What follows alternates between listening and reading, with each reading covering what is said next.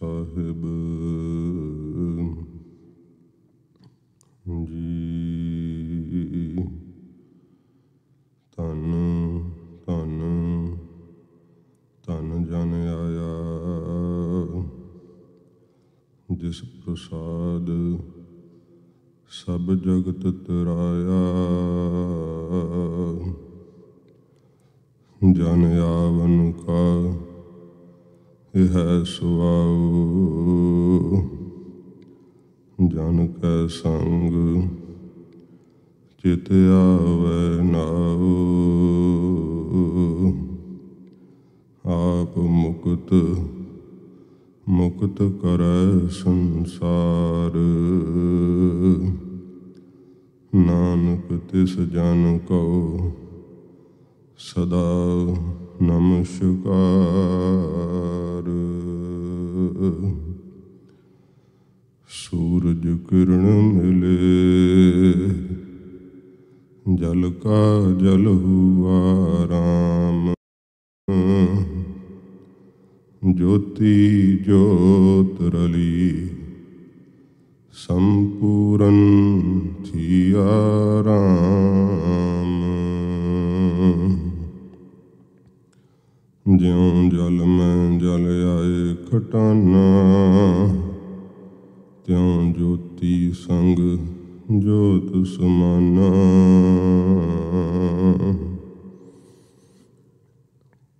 ਜਿਤਾ ਜੀਉ ਪਿੰਡ ਸਭ ਤੇਰਾ,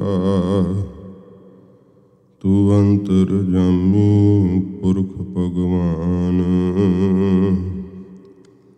ਦਾਸਨ ਦਾਸ ਕਹੈ ਜਨ ਨਾਨਕ, ਜਿਹਾ ਤੂੰ ਕਰਾਏ ਤੇਹਾ ਹੋ ਕਰੀ ਵਖਿਆਨ। ਦਾਸਨ ਦਾਸ ਕਹੈ ਜਨ ਨਾਨਕ, ਜਿਹਾ ਤੂੰ ਕਰਾਏ ਤੇਹਾ ਹੋ ਕਰੀ ਵਖਿਆਨ। ਵਾਹਿਗੁਰੂ ਜੀ ਕਾ ਖਾਲਸਾ, ਵਾਹਿਗੁਰੂ ਜੀ ਕੀ ਫਤਿਹ। ਸੱਚੇ ਪਾਤਸ਼ਾਹ, ਦੀਨ ਦੁਨੀਆ ਦੇ ਮਾਲਕ, ਜਾਗਦੀ ਜੋਤ, ਸ਼ਬਦਾ ਅਵਤਾਰ, 10 ਪਾਤਸ਼ਾਹੀਆਂ ਦੇ ਆਤਮਿਕ ਸਵਰੂਪ, ਧੰਨ ਸਾਹਿਬ ਸ਼੍ਰੀ ਗੁਰੂ ਗ੍ਰੰਥ ਸਾਹਿਬ ਜੀ ਮਹਾਰਾਜ, ਹਜ਼ੂਰ ਦੀ ਪਰਮ ਕਿਰਪਾਲਤਾ ਸਦਕਾ ਆਪ ਜੀ ਸਤ ਸੰਗਤ ਵਿੱਚ ਜੁੜ ਬੈਠੇ ਹੋ। ਗੁਰਦੁਆਰਾ ਸਾਹਿਬ ਦੇ ਅੰਦਰ ਮਹਾਂਪੁਰਖਾਂ ਦੀ ਮਿੱਠੀ ਤੇ ਪਵਿੱਤਰ ਯਾਦ ਮਨਾਉਂਦਿਆਂ ਹੋਇਆਂ ਇਹ ਅੱਜ ਦੇ ਸ਼ਾਮ ਦੇ ਵਿਸ਼ੇਸ਼ ਜਿਹੜੇ ਹਨ ਦੀਵਾਨ, ਸਾਰੇ ਹੀ ਪ੍ਰਬੰਧਕ ਗੁਰਮੁਖ ਵੀਰਾਂ ਵੱਲੋਂ ਆਪ ਸੰਗਤਾਂ ਦੇ ਸਹਿਯੋਗ ਨਾਲ ਉਲੀਕੇ ਗਏ ਹਨ। ਦਾਸ ਨੂੰ ਉਚੇਚੇ ਤੌਰ 'ਤੇ ਆਪ ਸੰਗਤਾਂ ਦਾ ਸੁਨੇਹਾ ਡਾਕਟਰ ਸਾਹਿਬ ਜੀ ਨੇ ਦਿੱਤਾ। ਸਤਿਗੁਰੂ ਦੀ ਰਹਿਮਤ ਹੋਈ, ਹਜ਼ੂਰ ਨੇ ਆਪ ਦੇ ਦਰਸ਼ਨ ਬਖਸ਼ਿਸ਼ ਕੀਤੇ ਹਨ। ਮਹਾਂਪੁਰਖਾਂ ਦੀ ਪਵਿੱਤਰ ਵਡਿਆਈ ਆਪ ਜੀ ਬੜੇ ਉਤਸ਼ਾਹ ਨਾਲ ਸਰਵਣ ਕਰਨ ਵਾਸਤੇ ਸੱਜ ਬੈਠੇ ਹੋ। ਸਤਿਗੁਰੂ ਦੀਨ ਦਿਆਲ ਧੰਨ ਗੁਰੂ ਅਰਜਨ ਸਾਹਿਬ ਜੀ ਮਹਾਰਾਜ ਹਜ਼ੂਰ ਨੂੰ ਪੁੱਛਿਆ, ਸਤਿਗੁਰੂ ਜੀ, ਜਿਹੜੇ ਨਾਮ ਨਾਲ ਇੱਕ ਮਿੱਕ ਹੋ ਜਾਂਦੇ ਆ, ਸੱਚੇ ਪਾਤਸ਼ਾਹ ਆਪ ਦੇ ਸ਼ਬਦ ਨਾਲ ਜਿਨ੍ਹਾਂ ਦੀ ਸੁਰਤ ਜੁੜ ਜਾਂਦੀ ਹੈ, ਮਹਾਰਾਜ ਆਪ ਉਹਨਾਂ ਦੀ ਕੋਈ ਵਡਿਆਈ ਸਾਨੂੰ ਦੱਸੋ, ਉਹ ਕਿਹੋ ਜਿਹੇ ਹੁੰਦੇ ਹੈ। ਤੇ ਹਜ਼ੂਰ ਆਪਣੇ ਸ਼੍ਰੀ ਕੰਠ ਤੋਂ ਕਹਿੰਦੇ ਹੈ, ਸੰਤਨ ਕੀ ਮਹਿਮਾ ਕਵਨ ਬਖਾਨਾ, ਅਗਾਧ ਬੋਧ ਕਿਛ ਮਿਤ ਨਹੀਂ ਜਾਣੋ। ਸੱਚੇ ਪਾਤਸ਼ਾਹ ਜੀ ਕਹਿੰਦੇ, ਗੁਰਸਿੱਖੋ, ਅਸੀਂ ਰੱਬ ਦੇ ਪਿਆਰਿਆਂ ਦੀ ਕੀ ਮਹਿਮਾ ਦਸੀਏ। ਉਹਨਾਂ ਦੀ ਮਹਿਮਾ ਬੁੱਧੀ ਤੋਂ ਅਗਾਧ ਹੈ, ਇੰਨੀ ਡੂੰਘੀ ਹੈ ਕਿ ਬੁੱਧ ਉੱਥੇ ਤੱਕ ਨਹੀਂ ਜਾ ਸਕਦੀ। ਕਿਸੇ ਪ੍ਰਕਾਰ ਉਹਨਾਂ ਦੀ ਮਿਤ ਮਰਿਆਦਾ ਕੋਈ ਜਾਣ ਨਹੀਂ ਸਕਦਾ। ਜਿਹੜੇ ਸ਼ਬਦ ਨਾਲ ਇੱਕ ਮਿੱਕ ਹੋ ਜਾਂਦੇ ਹੈ, ਵਾਹਿਗੁਰੂ ਵਿੱਚ ਅਭੇਦ ਹੋ ਜਾਂਦੇ ਹੈ। ਸਾਧ ਸੰਗਤ ਜੀ, ਗੁਰੂ ਗੋਬਿੰਦ ਸਿੰਘ ਸੱਚੇ ਪਾਤਸ਼ਾਹ ਜੀ ਮਹਾਰਾਜ ਦਾ ਇਹ ਪਵਿੱਤਰ ਘਰ ਸਤਿਗੁਰੂ ਜੀ ਆਪਣੇ ਪੰਥ ਨੂੰ ਸਜਾਉਣ ਵਾਸਤੇ, ਪੰਥ ਦੇ ਅੰਦਰ ਖੇੜਾ ਪੈਦਾ ਕਰਨ ਵਾਸਤੇ, ਚੜ੍ਹਦੀ ਕਲਾ ਫਿਰ ਪੰਥ ਦੇ ਅੰਦਰ ਆਵੇ, ਖੁਸ਼ੀਆਂ ਨਾਲ ਪੰਥ ਮੌਲ ਸਕੇ। ਗਰੀਬ ਨਵਾਜ ਆਪਣੇ ਖਜ਼ਾਨੇ ਵਿੱਚੋਂ ਫਿਰ ਵਿਸ਼ੇਸ਼ ਰੂਹਾਂ ਆਪਣੇ ਪੰਥ ਦੇ ਅੰਦਰ ਭੇਜਦੇ ਹੈ। ਉਹਨਾਂ ਵਿਸ਼ੇਸ਼ ਰੂਹਾਂ ਦੇ ਵਿੱਚੋਂ ਬੜਾ ਵਿਸ਼ੇਸ਼ ਨਾਮ ਸ੍ਰੀਮਾਨ ਸੰਤ ਗਿਆਨੀ ਗੁਰਬਚਨ ਸਿੰਘ ਜੀ ਖਾਲਸਾ ਪਿੰਡਰਾਂ ਵਾਲੇ ਮਹਾਂਪੁਰਖਾਂ ਦਾ ਹੈ। ਭਾਵੇਂ ਕਿ ਮਹਾਂਪੁਰਖਾਂ ਦੇ ਨਾਮ ਨਾਲ ਸਤਿਕਾਰ ਵਜੋਂ ਬੜੇ ਲਕਬ ਲਾਏ ਜਾਂਦੇ ਹੈ, ਪਰ ਉਹਨਾਂ ਦੀ ਸ਼ਖਸੀਅਤ ਏਡੀ ਵੱਡੀ ਹੋਈ ਹੈ ਕਿ ਸਾਰੇ ਲਕਬ ਉਹਨਾਂ ਦੇ ਨਾਮ ਦੇ ਮੂਹਰੇ ਛੋਟੇ ਭਾਸਦੇ ਹੈ। ਗਰੀਬ ਨਵਾਜ਼ ਸੱਚੇ ਪਾਤਸ਼ਾਹ ਜੀ ਆਪਣੀ ਬਾਣੀ ਦੇ ਅੰਦਰ ਫਰਮਾਉਂਦੇ ਹੈ, ਗੁਰਸਿੱਖੋ, ਕਿਉਂਕਿ ਵੇਖੋ ਸਤਿਗੁਰਾਂ ਜੀ ਨੇ ਸ਼ਬਦ ਕਹੇ ਹੈ ਕਿ ਮਹਾਂਪੁਰਸ਼ ਦੀ ਮਹਿਮਾ ਕਹੀ ਨਹੀਂ ਜਾ ਸਕਦੀ। ਸਾਫ਼ ਰੂਪ ਵਿੱਚ ਇਹ ਸ਼ਬਦ ਲਿਖੇ ਹੋਏ ਹੈ। ਫਿਰ ਜੇ ਕਹੀ ਨਹੀਂ ਜਾ ਸਕਦੀ ਤਾਂ ਮਹਾਰਾਜ ਆਪ ਨੇ ਕਹੀ ਹੈ। ਸਤਿਗੁਰੂ ਜੀ ਕਹਿੰਦੇ ਭਾਈ ਉਹਦਾ ਅੰਤ ਨਹੀਂ ਪਾਇਆ ਜਾ ਸਕਦਾ, ਆਨੰਦ ਲੈਣ ਵਾਸਤੇ ਕਹੀ ਹੈ ਰੱਬ ਦੇ ਪਿਆਰਿਆਂ ਦੀ ਮਹਿਮਾ। ਜਿਵੇਂ ਪੰਛੀ ਆਕਾਸ਼ ਵਿੱਚ ਉਡਾਰੀ ਲਾ ਕੇ ਹਵਾ ਦਾ ਆਨੰਦ ਮਾਣ ਸਕਦਾ, ਪਰ ਆਕਾਸ਼ ਦੀ ਉਚਾਈ ਨਹੀਂ ਨਾਪ ਸਕਦਾ। ਮੱਛੀ ਸਮੁੰਦਰ ਵਿੱਚ ਤਾਰੀਆਂ ਲਾ ਕੇ ਪਾਣੀ ਦਾ ਆਨੰਦ ਮਾਣ ਸਕਦੀ ਹੈ, ਪਰ ਸਮੁੰਦਰ ਦੀ ਡੂੰਘਾਈ ਨੂੰ ਨਹੀਂ ਪਾ ਸਕਦੀ। ਇਵੇਂ ਐਸੇ ਮਹਾਂਪੁਰਖਾਂ ਦੇ ਜੀਵਨ ਦਾ, ਉਹਨਾਂ ਦੀ ਕਮਾਈ ਦਾ ਸਾਧ ਸੰਗਤ ਜੀ ਅੰਤ ਨਹੀਂ ਪਾਇਆ ਜਾ ਸਕਦਾ। ਹਜ਼ੂਰ ਕਹਿੰਦੇ ਨੇ ਕਿ ਸੰਤਹ ਚਰਨ ਮਾਥਾ ਮੇਰੋ ਪੌਤ, ਅਨਕ ਬਾਰ ਸੰਤਹ ਡੰਡਾਉਤ। ਮਹਾਰਾਜ ਕਹਿੰਦੇ ਨੇ ਕਿ ਇਹ ਜਿਹੜਾ ਸਾਡਾ ਮਸਤਕ ਹੈ ਨਾ, ਇਹ ਸੰਤਾਂ ਦੇ ਚਰਨਾਂ 'ਤੇ ਅਸੀਂ ਧਰਦੇ ਹਾਂ। ਸਤਿਗੁਰੂ ਜੀ ਇੰਨੀ ਵਡਿਆਈ ਦਿੰਦੇ। ਅਤੇ ਗਰੀਬ ਨਵਾਜ ਬਾਬਾ ਬੁੱਢਾ ਸਾਹਿਬ ਜੀ ਦਾ ਇੰਨਾ ਮਾਣ ਕਰਦੇ ਹੁੰਦੇ। ਮਹਾਰਾਜ ਕਹਿੰਦੇ ਇੱਕ ਵਾਰ ਨਹੀਂ, ਅਨਕ ਬਾਰ ਸੰਤਹ ਡੰਡਾਉਤ। ਐਸੇ ਸਤਿਪੁਰਸ਼ਾਂ ਨੂੰ ਅਨੇਕਾਂ ਵਾਰ ਸਾਡੀ ਡੰਡਾਉਤ ਹੈ। ਡੰਡਾਉਤ ਬੰਧਨ ਅਨਕ ਵਾਰ, ਇੱਕ ਵਾਰ ਨਹੀਂ, ਕਈ ਵਾਰ ਅਸੀਂ ਉਹਨਾਂ ਦੇ ਚਰਨਾਂ 'ਤੇ ਝੁਕਦੇ ਹਾਂ, ਨਮਸਕਾਰ ਕਰਦੇ ਹਾਂ। ਇਹ ਵਡਿਆਈ ਸਤਿਗੁਰੂ ਆਪਣੇ ਪਿਆਰਿਆਂ ਨੂੰ ਦਿੰਦੇ ਹੈ। ਮਹਾਂਪੁਰਸ਼ ਦਾ ਜੀਵਨ ਸਾਧ ਸੰਗਤ ਜੀ ਪਾਰਸ ਕਲਾ ਦੀ ਤਰ੍ਹਾਂ ਹੁੰਦਾ ਹੈ।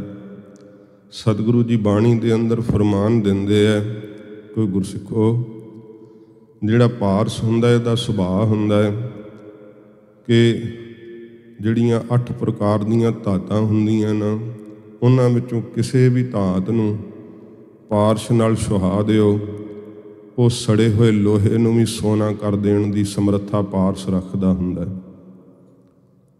ਇਹ ਪ੍ਰਮਾਣ ਸਤਿਗੁਰਾਂ ਜੀ ਦੀ ਬਾਣੀ ਦੇ ਅੰਦਰ ਦਿੱਤੇ ਹੋਏ ਹੈ।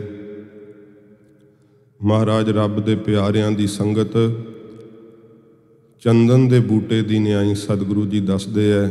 ਕਬੀਰ ਚੰਦਨ ਕਾ ਬਿਰਵਾ ਭਲਾ, ਬੇੜਿਓ ਢਾਕ ਪਲਾਸ, ਹੋਏ ਭੀ ਚੰਦਨ ਹੋਏ ਰਹੇ, ਬਸੇ ਜੋ ਚੰਦਨ ਪਾਸ। ਉਹ ਪਾਰਸ ਕਲਾ ਸ਼੍ਰੀਮਾਨ ਸੰਤ ਗਿਆਨੀ ਗੁਰਬਚਨ ਸਿੰਘ ਜੀ ਖਾਲਸਾ ਪਿੰਡਰਾਂ ਵਾਲੇ ਮਹਾਂਪੁਰਖਾਂ ਦੇ ਸਰੀਰ ਤੋਂ ਪ੍ਰਕਾਸ਼ ਦੀ ਸੀ।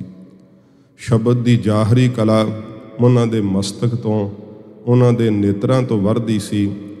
ਜਿਨ ਜਿਨ ਮਹਾਂਪੁਰਖਾਂ ਦੀ ਸੰਗਤ ਕੀਤੀ ਸੀ ਸਤ ਸੰਗਤ ਜੀ ਸਰੀਰ ਕਰਕੇ, ਉਹ ਸਾਰੇ ਹੀ ਸਤਪੁਰਖ ਹੋਏ। ਉਹਨਾਂ ਦੀ ਸੰਗਤ ਦਾ ਐਸਾ ਪ੍ਰਭਾਵ ਸੀਗਾ ਕਿ ਜੀਵ, ਉਹ ਜਥੇ ਵਿੱਚ ਰਹਿਣ ਵਾਲੇ ਸਿੰਘ ਮੋਹ ਮਮਤਾ ਨੂੰ ਤਿਆਗ ਕਰਕੇ ਗੁਰੂ ਸਾਹਿਬ ਦੇ ਸ਼ਬਦ ਦੇ ਪ੍ਰੇਮੀ ਹੋ ਕਰਕੇ ਆਪਦੇ ਜੀਵਨ ਦੀ ਕਮਾਈ ਕਰਦੇ, ਕਿਉਂਕਿ ਉਹਨਾਂ ਦਾ ਜੀਵਨ ਕਿਸੇ ਕੇਵਲ ਕਿਤਾਬ ਵਿੱਚ ਲਿਖੇ ਹੋਏ ਅੱਖਰਾਂ ਦਾ ਮੁਤਾਜ ਨਹੀਂ। ਆਪ ਨੇ ਆਪਣਾ ਜੀਵਨ ਇਹੋ ਜਿਹਾ ਗੁਰਸਿੱਖੀ ਵਾਲਾ ਜੀਵਿਆ ਜਿਹੜਾ ਸਾਧ ਸੰਗਤ ਜੀ ਅੱਜ ਤੱਕ ਵੀ ਉਹਨਾਂ ਦੀਆਂ ਛੱਡੀਆਂ ਹੋਈਆਂ ਪੈੜਾਂ ਬੇਅੰਤ ਪ੍ਰਾਣੀ ਉਹਨਾਂ ਤੋਂ ਲਾਭ ਪ੍ਰਾਪਤ ਕਰ ਰਹੇ ਹੈ। ਜੋ ਅਖਾੜਾ ਨਗਰ ਹੈ ਇਹ ਆਪ ਜੀ ਦਾ ਜਨਮ ਨਗਰ ਹੈ। ਜੋ ਮੈਂ ਪਹਿਲਾਂ ਬੇਨਤੀ ਕੀਤੀ ਹੈ, ਆਪ ਜੀ ਨੇ ਉਹ ਸਾਰੀ ਕਥਾ ਵਿੱਚ ਸਰਵਣ ਕਰਨਾ ਹੈ।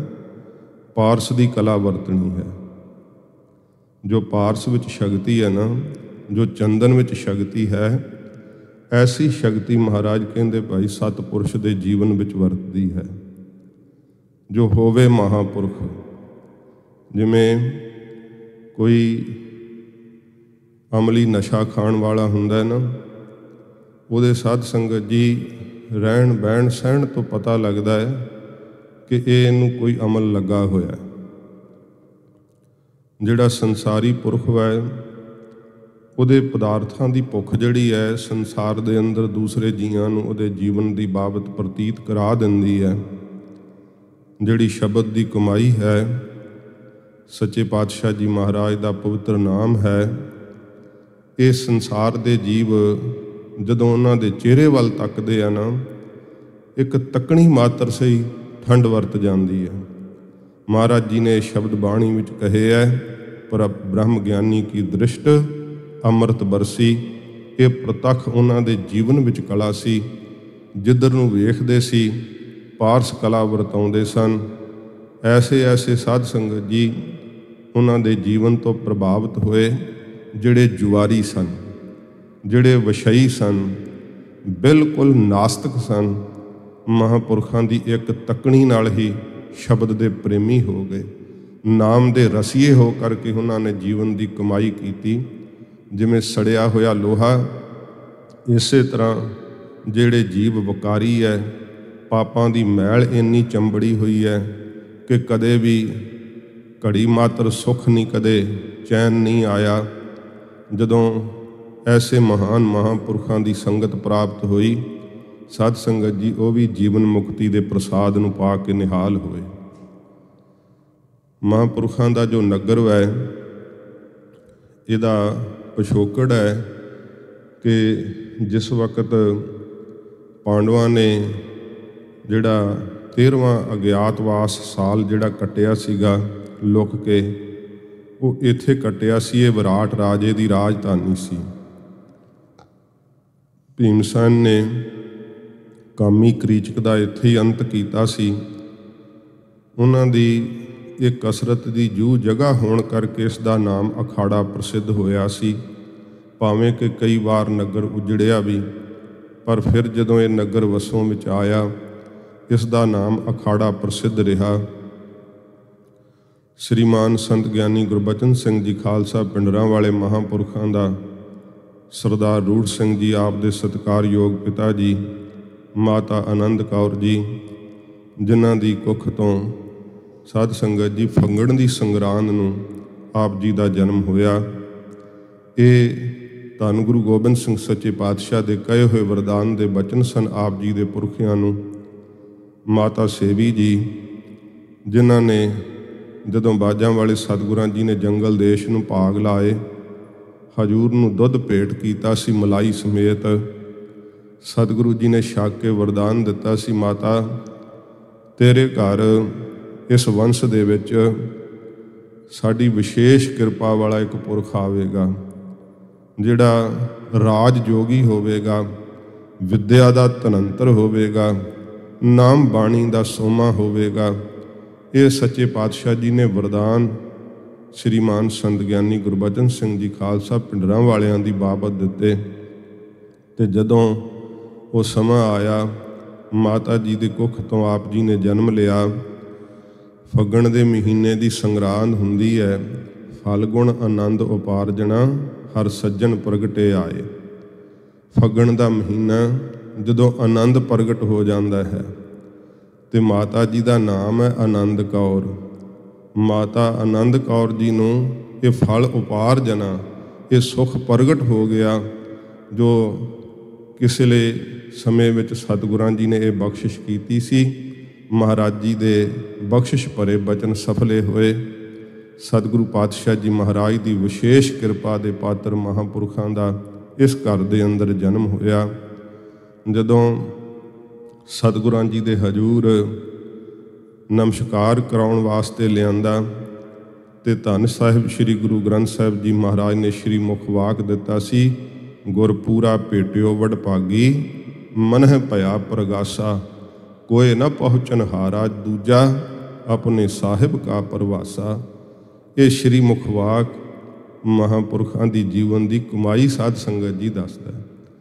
ਗੁਰੂ ਗ੍ਰੰਥ ਸਾਹਿਬ ਸੱਚੇ ਪਾਤਸ਼ਾਹ ਜੀ ਮਹਾਰਾਜ ਨੇ ਇਸ ਸ੍ਰੀ ਮੁਖ ਵਾਕ ਦੇ ਅੰਦਰ ਇਹ ਹਜ਼ੂਰ ਨੇ ਦਰਸਾ ਦਿੱਤਾ ਕਿ ਪੂਰੇ ਗੁਰੂ ਜੀ ਦੀ ਵਿਸ਼ੇਸ਼ ਕਿਰਪਾ ਦੇ ਪਾਤਰ ਇਸ ਸੰਸਾਰ ਦੇ ਅੰਦਰ ਆਏ ਹੈ ਤੇ ਇਹਨਾਂ ਦੀ ਇਹੋ ਜਿਹੀ ਅਵਸਥਾ ਹੋਵੇਗੀ ਗੁਰੂ ਜੀ ਨਾਲ ਮਿਲ ਕਰਕੇ ਕਿ ਇਹਨਾਂ ਦੀ ਅਵਸਥਾ ਤੱਕ ਕੋਈ ਨਹੀਂ ਪਹੁੰਚ ਸਕਦਾ। ਕੋਏ ਨਾ ਪਹੁੰਚਨ ਹਾਰਾ ਦੂਜਾ, ਆਪਣੇ ਸਾਹਿਬ ਕਾ ਪਰਵਾਸਾ।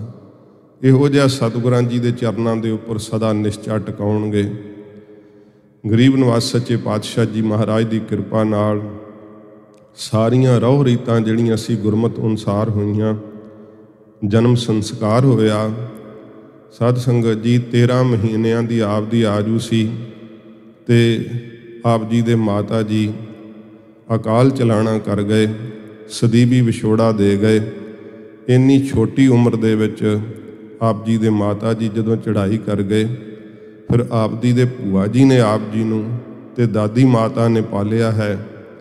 ਕਿਸ਼ਨਪੁਰੇ ਦੇ ਵਿੱਚ ਵੀ ਆਪ ਜੀ ਰਹੇ ਹਨ, ਜਿੱਥੇ ਆਪ ਜੀ ਦੇ ਭੂਆ ਜੀ ਵਿਆਹੇ ਹੋਏ ਸਨ। ਸੱਚੇ ਪਾਤਸ਼ਾਹ ਜੀ ਮਹਾਰਾਜ ਦੀ ਐਸੀ ਕਲਾ ਵਰਤਦੀ ਗਈ ਕਿ ਆਪ ਜੀ ਦੇ ਸਤਿਕਾਰਯੋਗ ਜੋ ਤਾਇਆ ਜੀ ਸਨ ਬਾਬਾ ਕਾਹਨ ਸਿੰਘ ਜੀ, ਇਹ ਬੜੇ ਨਾਮ ਰਸੀਏ ਸਨ। ਗੁਰਸਿੱਖੀ ਆਪ ਨੂੰ ਵਿਰਸੇ ਵਿੱਚੋਂ ਪ੍ਰਾਪਤ ਹੋਈ।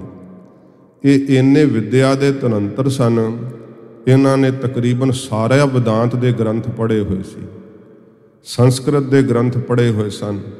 ਕੇਵਲ ਵਿਦਿਆ ਦੇ ਧਨੰਤਰ ਨਹੀਂ ਸਨ, ਰਾਗ ਵਿਦਿਆ ਦੇ ਵੀ ਧਨੰਤਰ ਸਨ। ਤਊਸ, ਰਬਾਬ, ਸਰੰਦਾ, ਇਹ ਮਹਾਰਾਜ ਬਾਬਾ ਤਾਇਆ ਕਾਹਨ ਸਿੰਘ ਜੀ ਵਜਾਉਣਾ ਜਾਣਦੇ ਸਨ ਤੇ ਬਹੁਤ ਸਾਰੇ ਵਿਦਿਆਰਥੀਆਂ ਨੂੰ ਉਹਨਾਂ ਨੇ ਰਾਗ ਵਿਦਿਆ ਦਿੱਤੀ। ਜਿੱਥੇ ਰਾਗ ਵਿਦਿਆ ਵੰਡਿਆ ਕਰਦੇ, ਗੁਰਸਿੱਖੀ ਆਪ ਨੂੰ ਵਿਰਸੇ ਵਿੱਚ ਕਰਦੇ। ਸ੍ਰੀ ਗੁਰੂ ਗ੍ਰੰਥ ਸਾਹਿਬ ਸੱਚੇ ਪਾਤਸ਼ਾਹ ਜੀ ਮਹਾਰਾਜ ਦੀ ਧੁਰ ਕੀ ਬਾਣੀ ਦੀ ਕਥਾ ਕਰਿਆ ਕਰਦੇ। ਫਿਰ ਸ਼ਾਮ ਨੂੰ ਸਾਧ ਸੰਗਤ ਜੀ ਸ੍ਰੀ ਗੁਰਪ੍ਰਤਾਪ ਸੂਰਜ ਗ੍ਰੰਥ ਦੀ ਕਥਾ ਕਰਿਆ ਕਰਦੇ। ਇੰਨੀ ਰਸ ਧੁਨੀ ਕਥਾ ਕਰਦੇ ਹੁੰਦੇ ਸੀ ਆਪ ਦੇ ਸਤਿਕਾਰਯੋਗ ਤਾਇਆ ਜੀ ਕਿ ਸੁਣਨ ਵਾਲੇ ਦੇਸ਼ ਕਾਲ ਵਸਤੂ ਨੂੰ ਭੁੱਲ ਜਾਂਦੇ ਸੀ। ਮਹਾਂਪੁਰਖਾਂ ਨੂੰ ਮੁੱਢਲੀ ਵਿੱਦਿਆ ਜਿਹੜੀ ਸੀ ਆਪਣੇ ਤਾਇਆ ਜੀ ਤੋਂ ਪ੍ਰਾਪਤ ਕਰਨ ਦਾ ਇਹ ਸੁਭਾਗ ਮਿਲਿਆ। ਤੇ ਸਾਧ ਸੰਗਤ ਜੀ ਬਚਪਨ ਦੇ ਵਿੱਚ ਜਦੋਂ ਆਪ ਦੀ ਉਮਰ 7 ਸਾਲ ਦੀ ਸੀ, ਉਦੋਂ ਸ੍ਰੀ ਗੁਰੂ ਗ੍ਰੰਥ ਸਾਹਿਬ ਜੀ ਦੀ 3 ਵਾਰ ਆਪ ਜੀ ਨੇ ਸੰਥਿਆ ਕਰ ਲਈ ਸੀ। ਤੇ ਤਕਰੀਬਨ ਜਦੋਂ ਆਪ ਨੇ 7 ਸਾਲ ਦੀ ਉਮਰ ਤੱਕ ਸੁੱਧ ਅਖੰਡ ਪਾਠੀ ਬਣ ਗਏ ਸਨ ਤੇ ਆਪ ਦੇ ਜੀਵਨ ਵਿੱਚ ਲਿਖਿਆ ਹੋਇਆ ਹੈ ਕਿ ਆਪ ਕਦੇ ਸ੍ਰੀ ਅਖੰਡ ਪਾਠ ਸਾਹਿਬ ਦੀ ਭੇਟਾ ਨਹੀਂ ਸੀ ਲੈਂਦੇ ਹੁੰਦੇ ਤੇ ਪਾਠੀ ਸਿੰਘ ਨਾ ਬੜੇ ਚਾਅ ਨਾਲ ਲੈ ਕੇ ਜਾਂਦੇ ਕਿ ਇਹਨਾਂ ਕਿਹੜੀ ਭੇਟਾ ਲੈਣੀ, ਚਲੋ ਰੌਲ ਲਵਾਵਾਂਗੇ। ਤੇ ਉਸ ਮਿਹਨਤ ਨਾਲ ਆਪ ਜੀ ਨੂੰ ਬਾਣੀ ਇੰਨੀ ਸਰਲ ਹੁੰਦੀ ਚਲੀ ਗਈ, ਇੰਨੀ ਸਰਲ ਹੁੰਦੀ ਚਲੀ ਗਈ। ਸਾਧ ਸੰਗਤ ਜੀ ਆਪ 1 ਘੰਟੇ ਵਿੱਚ 80 ਅੰਗ ਸ੍ਰੀ ਗੁਰੂ ਗ੍ਰੰਥ ਸਾਹਿਬ ਜੀ ਦੇ ਸੁਣਾ ਕੇ ਕਰ ਦਿੰਦੇ ਸੀ। 80 ਅੰਗ 2 ਘੰਟਿਆਂ ਵਿੱਚ ਪੂਰੇ ਪਾਠੀ ਸਿੰਘ ਜਿਹੜੇ ਸਿਆਣੇ ਹੋਣ ਤੇ ਬੜੀ ਸੰਥਿਆ ਪਕਾਈ ਹੋਵੇ, ਬੜੀ ਮਿਹਨਤ ਕੀਤੀ ਹੋਵੇ, ਫਿਰ 80 ਅੰਗ ਹੁੰਦੇ ਆ 2 ਘੰਟਿਆਂ ਵਿੱਚ, ਉਹ ਵੀ ਬੋਲ ਕੇ ਕਰਨੇ ਹੋਣ ਤਾਂ ਬੜੀ ਸਾਧ ਸੰਗਤ ਜੀ ਦੁਸਤਰ ਬਾਤ ਹੁੰਦੀ ਹੈ। ਮਹਾਂਪੁਰਖ 1 ਘੰਟੇ ਵਿੱਚ 80 ਅੰਗ ਸੁਣਾ ਕੇ ਕਰ ਦਿੰਦੇ ਹੁੰਦੇ ਸੀ। ਤੇ ਸ੍ਰੀਮਾਨ ਸੰਤ ਬਾਬਾ ਜਰਨੈਲ ਸਿੰਘ ਜੀ ਖਾਲਸਾ ਪਿੰਡਰਾਂ ਵਾਲੇ ਮਹਾਂਪੁਰਖਾਂ ਦੇ ਕਹੇ ਹੋਏ ਬਚਨ ਨੇ ਕਹਿੰਦੇ ਮਹਾਂਪੁਰਖਾਂ ਨੇ ਮੈਨੂੰ ਬਚਨ ਕਿਹਾ ਸੀ ਕਿ ਜਰਨੈਲ ਸਿੰਘ ਭੁਜੰਗੀਆ ਸ਼੍ਰੀ ਅਖੰਡ ਪਾਠ ਸਾਹਿਬ ਜੀ ਦੀ ਭੇਟਾ ਲੈਣ ਨੂੰ ਜੇ ਤੇਰਾ ਦਿਲ ਕਰੇ ਨਾ ਤੇ 2 ਰੁਪਈਏ ਦੀ ਜ਼ਹਿਰ ਲੈ ਕੇ ਖਾ ਲੈ। ਇਹ ਮਹਾਂਪੁਰਖਾਂ ਨੇ ਬਚਨ ਕਹੇ ਸੀ ਸ਼੍ਰੀਮਾਨ ਸੰਤ ਗਿਆਨੀ ਗੁਰਬਚਨ ਸਿੰਘ ਖਾਲਸਾ ਪਿੰਡਰਾਂ ਵਾਲਿਆਂ ਨੇ। ਆਪ ਦਾ ਜੀਵਨ ਬਚਪਨ ਤੋਂ ਹੀ ਇੰਨਾ ਤਿਆਗੀ ਸੀ। ਫਿਰ ਤਾਇਆ ਜੀ ਕੋਲੋਂ ਹੀ ਸਾਰੇ ਸਾਧ ਸੰਗਤ ਜੀ ਗ੍ਰੰਥ ਆਪ ਜੀ ਨੂੰ ਪੜ੍ਹਨ ਦਾ ਸੁਭਾਗ ਮਿਲਿਆ ਤੇ ਆਪਣੇ ਜੀਵਨ ਵਿੱਚ ਆਪ ਜੀ ਨੇ 17ਵੇਂ ਸਾਲ ਵਿੱਚ ਸ਼੍ਰੀ ਗੁਰੂ ਗ੍ਰੰਥ ਸਾਹਿਬ ਜੀ ਦੀ ਕਥਾ ਆਰੰਭ ਕੀਤੀ ਤੇ ਜਦੋਂ ਆਪ ਦੀ ਉਮਰ 18 ਸਾਲ ਦੀ ਸੀ ਉਦੋਂ ਇੱਕ ਸ਼੍ਰੀ ਗੁਰੂ ਗ੍ਰੰਥ ਸਾਹਿਬ ਜੀ ਦੀ ਸੰਪੂਰਨ ਕਥਾ ਦਾ ਆਪ ਨੇ ਭੋਗ ਪਾਇਆ ਤੇ ਜਥੇ 'ਚ ਆਉਣ ਤੋਂ ਪਹਿਲਾਂ ਦੀ ਬਾਤ।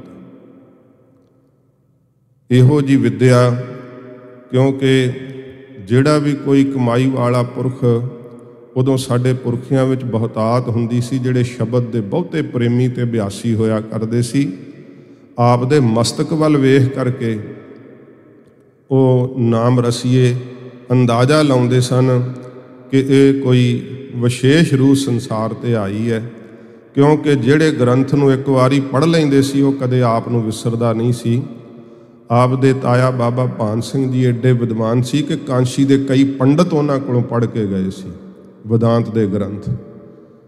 ਇਹੋ ਜੀ ਵਿੱਦਿਆ ਆਪ ਨੂੰ ਜਦੋਂ ਘਰ ਵਿੱਚੋਂ ਪ੍ਰਾਪਤ ਹੋਈ, ਸਹਿਜੇ ਹੀ ਐਡੀ ਵੱਡੀ ਵਿੱਦਿਆ, ਤੇ ਕਿਹਾ ਕਰਦੇ ਸੀ ਇਹ ਮਹਾਂਪੁਰਖਾਂ ਦੇ ਆਪ ਦੇ ਕਹੇ ਹੋਏ ਬਚਨ ਨੇ ਕਿ ਇਸ ਜਨਮ ਵਿੱਚ ਸਤਿਗੁਰੂ ਪਾਤਸ਼ਾਹ ਮਹਾਰਾਜ ਨੇ ਸਾਨੂੰ ਇੰਨੀ ਬਖਸ਼ਿਸ਼ ਕੀਤੀ ਹੈ ਕਿ ਅਸੀਂ ਵਿੱਦਿਆ ਪੜ੍ਹਨ ਦਾ ਕੇਵਲ ਬਹਾਨਾ ਕਰ ਰਹੇ ਹਾਂ। ਸਾਨੂੰ ਪਿਛਲੇ ਜਨਮ ਵਿੱਚ ਹੀ ਗੁਰੂ ਕਲਗੀਧਰ ਜੀ ਨੇ ਇੰਨੀ ਵਿੱਦਿਆ ਪੜ੍ਹਾਤੀ ਹੈ, ਇੰਨੀ ਵਿੱਦਿਆ ਪੜ੍ਹਾਤੀ ਹੈ ਕਿ ਉਸ ਜਨਮ ਵਿੱਚ ਅਸੀਂ ਵਿੱਦਿਆ ਦਾ ਪ੍ਰਸਾਦ ਵੰਡ ਨਹੀਂ ਸਕੇ। ਇਸ ਜਨਮ ਵਿੱਚ ਅਸੀਂ ਵਿੱਦਿਆ ਦਾ ਪ੍ਰਸਾਦ ਵੰਡਣ ਵਾਸਤੇ ਆਏ। ਇਹ ਮਹਾਂਪੁਰਖਾਂ ਦੇ ਆਪ ਦੇ ਕਹੇ ਹੋਏ ਬਚਨ। ਤੇ ਸਾਧ ਸੰਗਤ ਜੀ, ਜਿਵੇਂ ਜਿਵੇਂ ਮਹਾਂਪੁਰਖ ਸ੍ਰੀ ਗੁਰੂ ਗ੍ਰੰਥ ਸਾਹਿਬ ਜੀ ਮਹਾਰਾਜ ਦੀ ਤਾਬਿਆ ਬੈਠ ਕੇ ਬਾਣੀ ਪੜ੍ਹਦੇ, ਜਿਵੇਂ ਜਿਵੇਂ ਹਜ਼ੂਰ ਦੀ ਬਾਣੀ ਦੀ ਕਥਾ ਕਰਦੇ, ਇਹ ਉਹ ਰੂਹ ਦਿਨ ਬਦਰ ਆਤਮਿਕ ਮੰਜ਼ਲ ਦੀਆਂ ਪੌੜੀਆਂ ਚੜ੍ਹਦੀ ਚਲੀ ਗਈ। ਸੱਚੇ ਪਾਤਸ਼ਾਹ ਜੀ ਮਹਾਰਾਜ ਨਾਲ ਇੱਕਮਿਕ ਹੁੰਦੇ ਚਲੇ ਗਏ। ਉਹ ਵਕਤ ਆਇਆ ਜਦੋਂ ਆਪ ਜੀ ਨੂੰ ਫਿਰ ਸ਼੍ਰੀਮਾਨ ਸੰਤ ਬਾਬਾ ਸੁੰਦਰ ਸਿੰਘ ਜੀ ਖਾਲਸਾ ਪਿੰਡਰਾਂ ਵਾਲੇ ਮਹਾਂਪੁਰਖਾਂ ਦੇ ਦਰਸ਼ਨ ਪ੍ਰਾਪਤ ਹੋਏ। ਜੈਤ ਸ੍ਰੀ ਦੀ ਵਾਰ ਵਿੱਚ ਕਥਾ ਸੀਗੀ।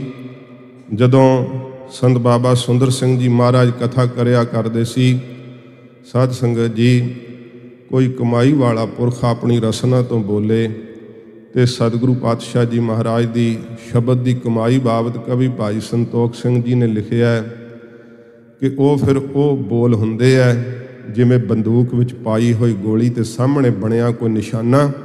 ਸਾਧ ਸੰਗਤ ਜੀ, ਫਿਰ ਨਹੀਂ ਬਚਦਾ। ਤੰਦੀ ਤੇ ਚੜਿਆ ਹੋਇਆ ਤੀਰ ਤੇ ਸਾਹਮਣੇ ਕੋਈ ਨਿਸ਼ਾਨਾ ਬਣ ਕਰਕੇ, ਜਗਿਆਸੂ ਬਣ ਕਰਕੇ ਖਲੋ ਜਾਵੇ, ਫਿਰ ਨਹੀਂ ਉਹ ਬਚਦਾ। ਉਹ ਜਗਿਆਸਾ ਰੂਪ ਨਿਸ਼ਾਨਾ ਸ਼੍ਰੀਮਾਨ ਸੰਤ ਗਿਆਨੀ ਗੁਰਬਚਨ ਸਿੰਘ ਜੀ ਖਾਲਸਾ ਬਣੇ ਹੋਏ ਸੀ। ਜਦੋਂ ਇੰਨੀ ਕਮਾਈ ਵਾਲੇ ਬਚਨ, ਧੁਰ ਕੀ ਬਾਣੀ ਦੀ ਕਥਾ ਮਹਾਂਪੁਰਖਾਂ ਦੀ ਰਸਨਾ ਤੋਂ ਸੁਣੀ, ਮਨ ਵਿੱਚ ਉਦੋਂ ਹੀ ਸੰਕਲਪ ਹੋ ਗਿਆ ਕਿ ਜਿੱਥੇ ਆਉਣਾ ਸੀ ਆ ਗਏ ਆ, ਮਹਾਂਪੁਰਖਾਂ ਦੇ ਹੀ ਹੋ ਗਏ, ਤਨ ਮਨ ਧਨ ਅਰਪਣ ਕਰ ਦਿੱਤਾ। ਭਾਵੇਂ ਕਿ ਜਦੋਂ ਛੋਟੀ ਉਮਰ ਸੀ ਉਦੋਂ ਵੀ ਇੱਕ ਵਾਰ ਦਰਸ਼ਨ ਕੀਤੇ ਸੀ। ਪਿੰਡਰਾਂ ਦੀ ਬਾਤ ਹੈ, ਉਦੋਂ ਮਹਾਂਪੁਰਖਾਂ ਨੇ ਕਿਹਾ ਸੀ ਕਿ ਅਜੇ ਉਮਰ ਭਾਈ ਛੋਟੀ ਹੈ, ਅਸੀਂ ਭੁਜੰਗੀ ਨੂੰ ਜਥੇ 'ਚ ਨਹੀਂ ਰੱਖਦੇ। ਜਿਹੜਾ ਅਣਦਾੜੀਆ ਹੁੰਦਾ ਸੀ, ਮਹਾਂਪੁਰਖ ਬਾਬਾ ਸੁੰਦਰ ਸਿੰਘ ਜੀ ਮਹਾਰਾਜ ਜਥੇ 'ਚ ਨਹੀਂ ਸੀ ਰੱਖਦੇ ਹੁੰਦੇ। ਤੇ ਕਹਿੰਦੇ ਅਕਾਲ ਕੁਟੀਆ ਉਸ ਸਮੇਂ ਮਿਸਤਰੀ ਬਣਾ ਰਹੇ ਸਨ ਤੇ ਉਸ ਮਿਸਤਰੀ ਨੂੰ ਕਹਿੰਦੇ ਆ, ਇਸ ਮਹਾਂਪੁਰਖ ਬਾਬਾ ਸੁੰਦਰ ਸਿੰਘ ਜੀ ਮਹਾਰਾਜ ਦਾ ਵਚਨ ਹੈ। ਕਹਿੰਦੇ ਇਸ ਭੁਜੰਗੀ ਦਾ ਮੱਥਾ ਵੇਖਿਆ ਹੀ? ਕਹਿੰਦੇ ਮਹਾਰਾਜ ਮੈਨੂੰ ਤਾਂ ਆਪ ਦਾ ਨਹੀਂ ਪਤਾ, ਮੈਂ ਕਿਸੇ ਦਾ ਮੱਥਾ ਵੇਖ ਕੇ ਕੀ ਦੱਸ ਸਕਦਾ। ਕਹਿੰਦੇ ਲੋਕ ਤਾਂ ਮੰਡਲੀਆਂ ਫੇਰਦੇ ਆ ਨਾ, ਇਹ ਮੰਡਲਾ ਫੇਰਿਆ ਕਰੇਗਾ, ਏਡਾ ਵੱਡਾ ਜਥਾ ਇਹ ਸਾਰੇ ਭਾਰਤ ਵਰਸ਼ ਵਿੱਚ ਫੇਰੇਗਾ। ਉਦੋਂ ਆਪ ਦਾ ਬਚਪਨ ਸੀ ਅਜੇ। ਤੇ ਜਦੋਂ ਮਹਾਂਪੁਰਖਾਂ ਦੀ ਰਸਨਾ ਤੋਂ ਕਥਾ ਸੁਣੀ, ਸਾਰੀ ਸੰਗਤ ਚਲੀ ਗਈ। ਸੰਤ ਬਾਬਾ ਸੁੰਦਰ ਸਿੰਘ ਜੀ ਮਹਾਰਾਜ पलंगे ते सजे सी, पिछे आप खलोते रहे, नेत्रां विच बराग भरिया होया सी, हृदा प्रेम नाल उछल रहा सी। ये अवस्था साध संगत जी हुण कोई पूर्ण पुरख तो बिना कौन जान सकदा। बाबा सुंदर सिंह जी महाराज ने आवाज़ दे के कहा, भचंगिया उरे आ, तेरी की इच्छा है। जदों इन्ने प्यार नाल महापुरखां ने पुछया, आप दा कंठ भर गया ते हथ जोड़ करके ये शब्द कहे कि महाराज आप जानते हो। यही शब्द कहे, होर कुछ नहीं बोले। महापुरखां कहा कि तेरी की इच्छा है। कहा महाराज तुसीं आप जानते हो। महापुरखां ने बख्शिश की, जथे विच भर्ती कीता ते साध संगत जी सारी ब्रह्म विद्या आप जी ने फिर श्रीमान संत बाबा सुंदर सिंह जी महाराज दे कोल रह करके प्राप्त की। गरीब निवास सच्चे पातशाह जी की इहो जी कृपा वरती। जदों बोपा राय जथा आया, महापुरख जथा फेरदे हुंदे सी संत बाबा सुंदर सिंह जी महाराज।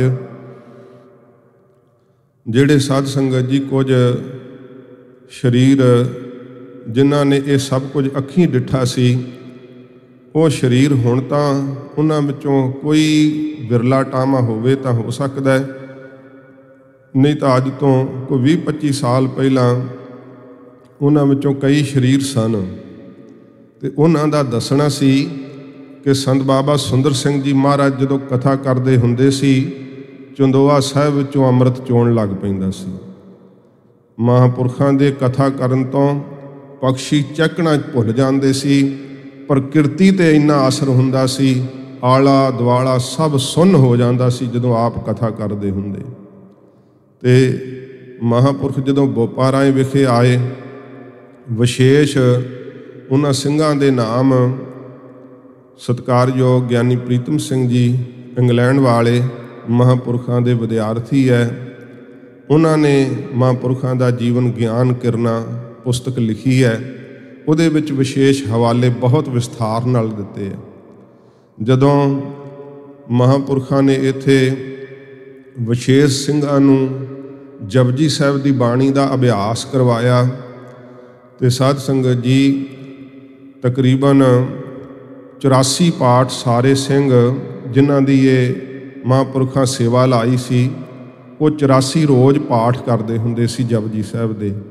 ते महापुरख 101 जपजी साहिब का पाठ रोज़ करते सी। ते संत बाबा सुंदर सिंह जी महाराज एक पौड़ी की रोज़ कथा करते सी। जपजी साहिब की एक पौड़ी की कथा हुंदी सी, नाले अभ्यास हुंदा सी।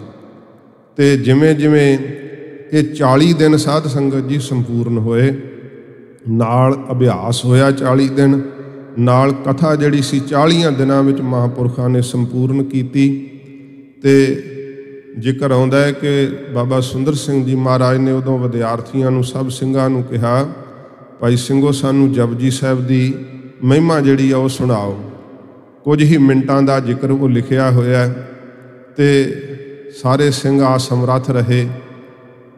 ते समय संत बाबा सुंदर सिंह जी दे कहण तो आप जी ने कहा, महाराज जे सानू आग्या होवे ते असी कविता दे रूप विच सुणा सकदे हां। महापुरख कहण लगे, हाँ भाई सुणाओ।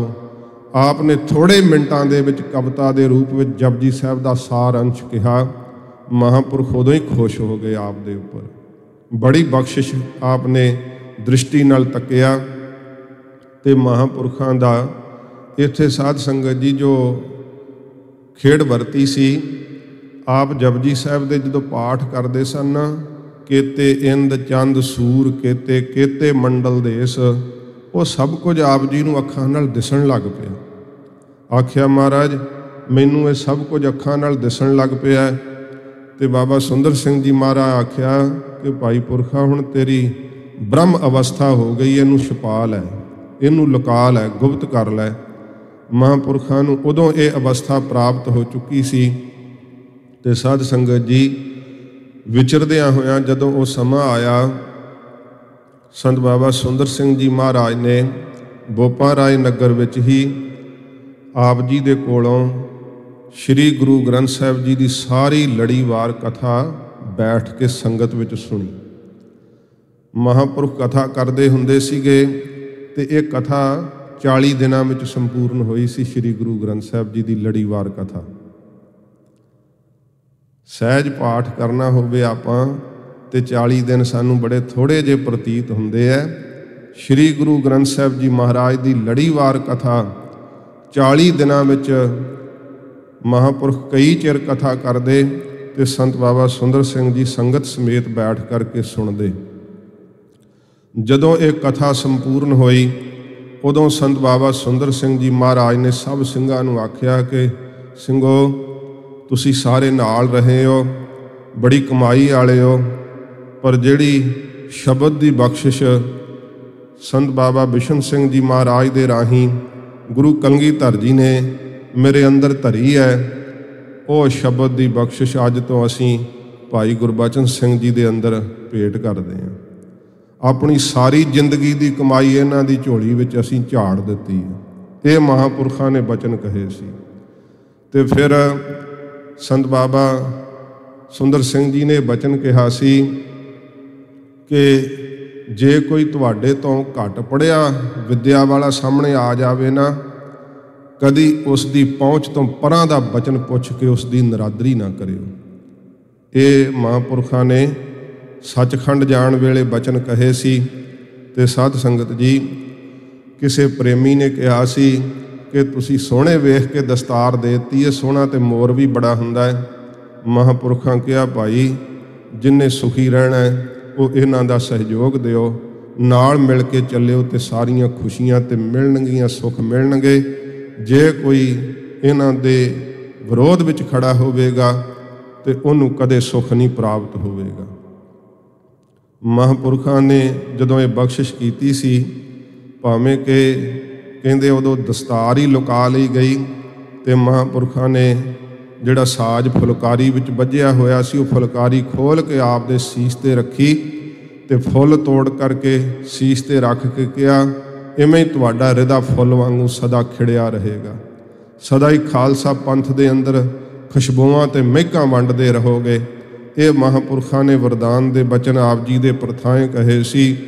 ਦਮਦਮੀ ਟਕਸਾਲ ਦੇ 12ਵੇਂ ਮੁਖੀ ਬਣਦਿਆਂ ਹੋਇਆਂ ਆਪ ਨੇ ਪ੍ਰਚਾਰ ਦਾ, ਸਤਿਗੁਰੂ ਜੀ ਦੀ ਧੁਰ ਕੀ ਬਾਣੀ ਦਾ, ਕਥਾ ਦਾ ਸਾਧ ਸੰਗਤ ਜੀ ਇਹੋ ਜਿਹਾ ਦਰਿਆ ਵਗਾਇਆ। ਇਸ ਵਗਦੇ ਹੋਏ ਦਰਿਆ ਵਿੱਚ ਸਿੱਖ ਕੌਮ ਨੇ ਤਾਂ ਇਸ਼ਨਾਨ ਕਰਨਾ ਹੀ ਸੀਗਾ, ਹੋਰ ਅਨਮਤੀਆਂ ਨੇ ਬੜਾ ਲਾਭ ਉਠਾਇਆ। ਬੜੇ ਬੜੇ ਵਿਦਵਾਨ, ਬੜੇ ਬੜੇ ਸਨਾਤਨੀ ਮਤ ਦੇ ਸਾਧੂ ਸ਼੍ਰੀਮਾਨ ਸੰਤ ਗਿਆਨੀ ਗੁਰਬਚਨ ਸਿੰਘ ਜੀ ਖਾਲਸਾ ਦੇ ਮੁਖ ਤੋਂ ਕਥਾ ਸੁਣ ਸੁਣ ਕੇ ਸਾਧ ਸੰਗਤ ਜੀ ਗੁਰਮਤ ਨੂੰ ਪ੍ਰਾਪਤ ਹੋਏ। ਮਹਾਂਪੁਰਖਾਂ ਨੇ ਸਾਰੇ ਹਿੰਦੁਸਤਾਨ ਦੇ ਅੰਦਰ ਗੁਰਮਤ ਦਾ ਇਹੋ ਜਿਹਾ ਨਿਸ਼ਾਨ ਝੁਲਾਇਆ। ਆਪ ਜੀ ਦੀਆਂ ਪਵਿੱਤਰ ਯਾਦਾਂ ਅੱਜ ਵੀ ਕਿਤੇ ਅਸੀਂ ਕਥਾ ਕਰਨ ਜਾਈਏ ਤੇ ਸਾਧ ਸੰਗਤ ਜੀ ਅਸੀਂ ਤਾਂ ਕਥਾ ਸਟੇਜ ਤੋਂ ਕਰਦੇ ਹੁੰਦੇ ਹਾਂ, ਮਹਾਂਪੁਰਖਾਂ ਦੀ ਯਾਦ ਉਹਨਾਂ ਨੂੰ ਆਉਂਦੀ ਹੈ ਤੇ ਨੇਤਰ ਸੱਜਲ ਹੋ ਜਾਂਦੇ ਹੈ। ਨਾਭਾ ਸਾਹਿਬ ਦੀ ਬਾਤ ਹੈ, ਬਾਬਾ ਫਰੀਦ ਸਾਹਿਬ ਦੇ ਸ਼ਲੋਕਾਂ ਦੀ ਕਥਾ ਚੱਲਦੀ ਸੀ। ਰਾਤ ਕਥਾ ਕਰਕੇ ਲੇਟ ਆਏ ਸਾਂ, ਮੈਂ ਇਸ਼ਨਾਨ ਕਰਕੇ ਸਿੱਧਾ ਹੀ ਕਥਾ ਕਰਨ ਵਾਸਤੇ ਗਿਆ ਤੇ ਕਥਾ ਤੋਂ ਬਾਅਦ ਮੈਂ ਨਿਤਨੇਮ ਕਰਨ ਲੱਗ ਪਿਆ। ਬਜ਼ੁਰਗ ਸਨ, ਉਹਨਾਂ ਨੇ ਮਹਾਂਪੁਰਖਾਂ ਦੀ ਰਸਨਾ ਤੋਂ ਕਥਾ ਸੁਣੀ ਸੀ ਤੇ ਪੁਲਿਸ ਦੇ ਵਿੱਚ ਕਿਸੇ ਅਹੁਦੇ 'ਤੇ ਵੀ ਰਹੇ ਸੀ ਤੇ ਸਤਿਗੁਰੂ ਦੀ ਬਾਣੀ ਦੀ ਕਥਾ ਏ। ਜੁੜਿਆ ਮਨ ਪ੍ਰੇਮ ਦੇ ਵੇਗ ਵਿੱਚ ਆਏ। ਜੋ ਪੁੱਛ ਰਹੇ ਸੀ ਸ਼ਾਇਦ ਆਪਣੀ ਬੁੱਧੀ ਨਾਲ ਨਾ ਸੋਚ ਰਹੇ ਹੋਣ, ਪਰ ਪ੍ਰੇਮ ਦਾ ਵੇਗ ਸੀ। ਮੈਨੂੰ ਕਹਿੰਦੇ ਐ, ਗਿਆਨੀ ਜੀ ਤੁਸੀਂ ਸੰਤ ਗਿਆਨੀ ਗੁਰਬਚਨ ਸਿੰਘ ਜੀ ਖਾਲਸਾ ਭਿੰਡਰਾਂ ਵਾਲਿਆਂ ਦੇ ਨਾਲ ਕਿੰਨਾ ਚਿਰ ਜਥੇ 'ਚ ਰਹੇ ਹੋ? ਸੰਤ ਗਿਆਨੀ ਗੁਰਬਚਨ ਸਿੰਘ ਜੀ ਮਹਾਂਪੁਰਖਾਂ ਨਾਲ। ਮੈਂ ਕਿਹਾ ਜੀ ਬਾਪੂ ਜੀ ਮੇਰੀ ਉਮਰ ਤਾਂ ਇੰਨੀ ਛੋਟੀ ਹੈ, ਮੇਰਾ ਉਦੋਂ ਜਨਮ ਵੀ ਨਹੀਂ ਸੀ ਹੋਇਆ। ਤੇ ਜਰੋ ਜਾਰ ਉਹਨਾਂ ਦੇ ਨੇਤਰਾਂ 'ਚੋਂ ਬਰਾਗ ਚੋਣ ਲੱਗ ਪਏ। ਮੈਂ ਵੀ ਕੁਝ ਬੋਲ ਨਹੀਂ ਸਕਿਆ, ਉਹਨਾਂ ਕੋਲੋਂ ਵੀ ਕੁਝ ਬੋਲਿਆ ਨਹੀਂ ਗਿਆ ਤੇ ਨਮਸਕਾਰ ਕਰਕੇ ਮੈਨੂੰ ਫਤਿਹ ਬੁਲਾ ਕੇ ਵਾਪਸ ਪਰਤ ਗਏ। ਇਹ ਸਾਧ ਸੰਗਤ ਜੀ ਉਹਨਾਂ ਕਿਉਂ ਪੁੱਛਿਆ ਮੈਂ ਨਹੀਂ ਜਾਣ ਸਕਿਆ, ਕਿਉਂਕਿ ਮੇਰੀ ਉਮਰ ਦਾ ਅੰਦਾਜ਼ਾ ਤਾਂ ਉਹਨਾਂ ਨੂੰ ਵੀ ਵੇਖ ਕੇ ਲੱਗਦਾ ਹੀ ਹੋਵੇਗਾ, ਪਰ ਉਹਨਾਂ ਨੇ ਕਿਸ ਭੇਦ ਵਿੱਚ ਪੁੱਛਿਆ ਮੈਂ ਇਸ ਗੱਲ ਨੂੰ ਨਹੀਂ ਜਾਣਦਾ। ਪਰ ਮੈਂ ਮਹਾਂਪੁਰਖਾਂ ਦੇ ਉਹ ਪ੍ਰੇਮੀ ਵੇਖੇ ਹੈ। ਮੇਰੇ ਸਤਿਕਾਰਯੋਗ ਉਸਤਾਦ ਜੀ ਗਿਆਨੀ ਸੁਰਜੀਤ ਸਿੰਘ ਜੀ ਸੋਧੀ ਜੀ, मैनू महापुरखों के नानके नगर राजगढ़ लैके जाते रहे है। उत्थे महापुरखों के संगियां का दर्शन बहुत प्राप्त होया, महापुरखों के सपुत्रां का दर्शन प्राप्त होया। तो साध संगत जी, जिन्हां जिन्हां ने महापुरखों की संगत की, कोई ना ही लईए ना महापुरखों का, एक अगम्मी रस विच उन्हां दा मन उदों ही गवाच जाता है। उन्होंने देश काल वस्तु उदों ही भुल जाता है जदों संत ज्ञानी गुरबचन सिंह जी खालसा महापुरखों का नाम ही लै दईए।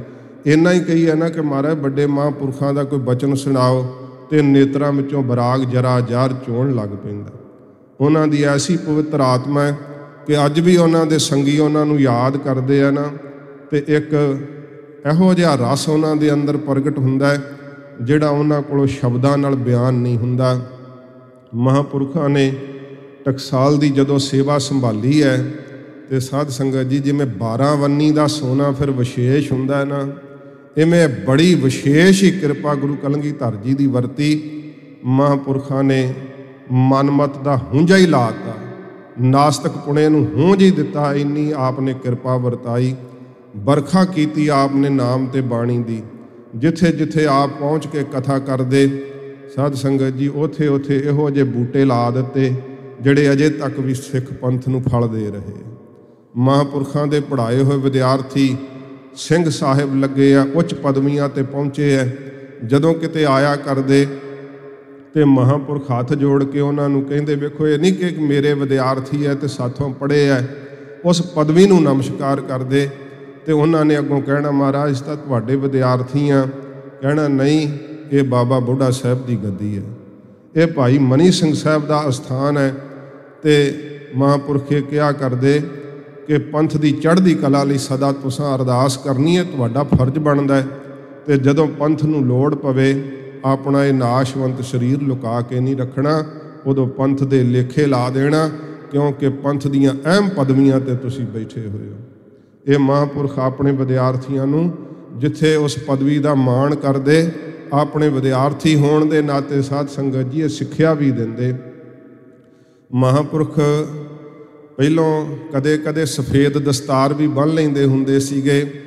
ते एक किसे दीवान दे विच महापुरखों की बाबत कहता कि निर्मल संप्रदा के मुखी महापुरख आए हुए है।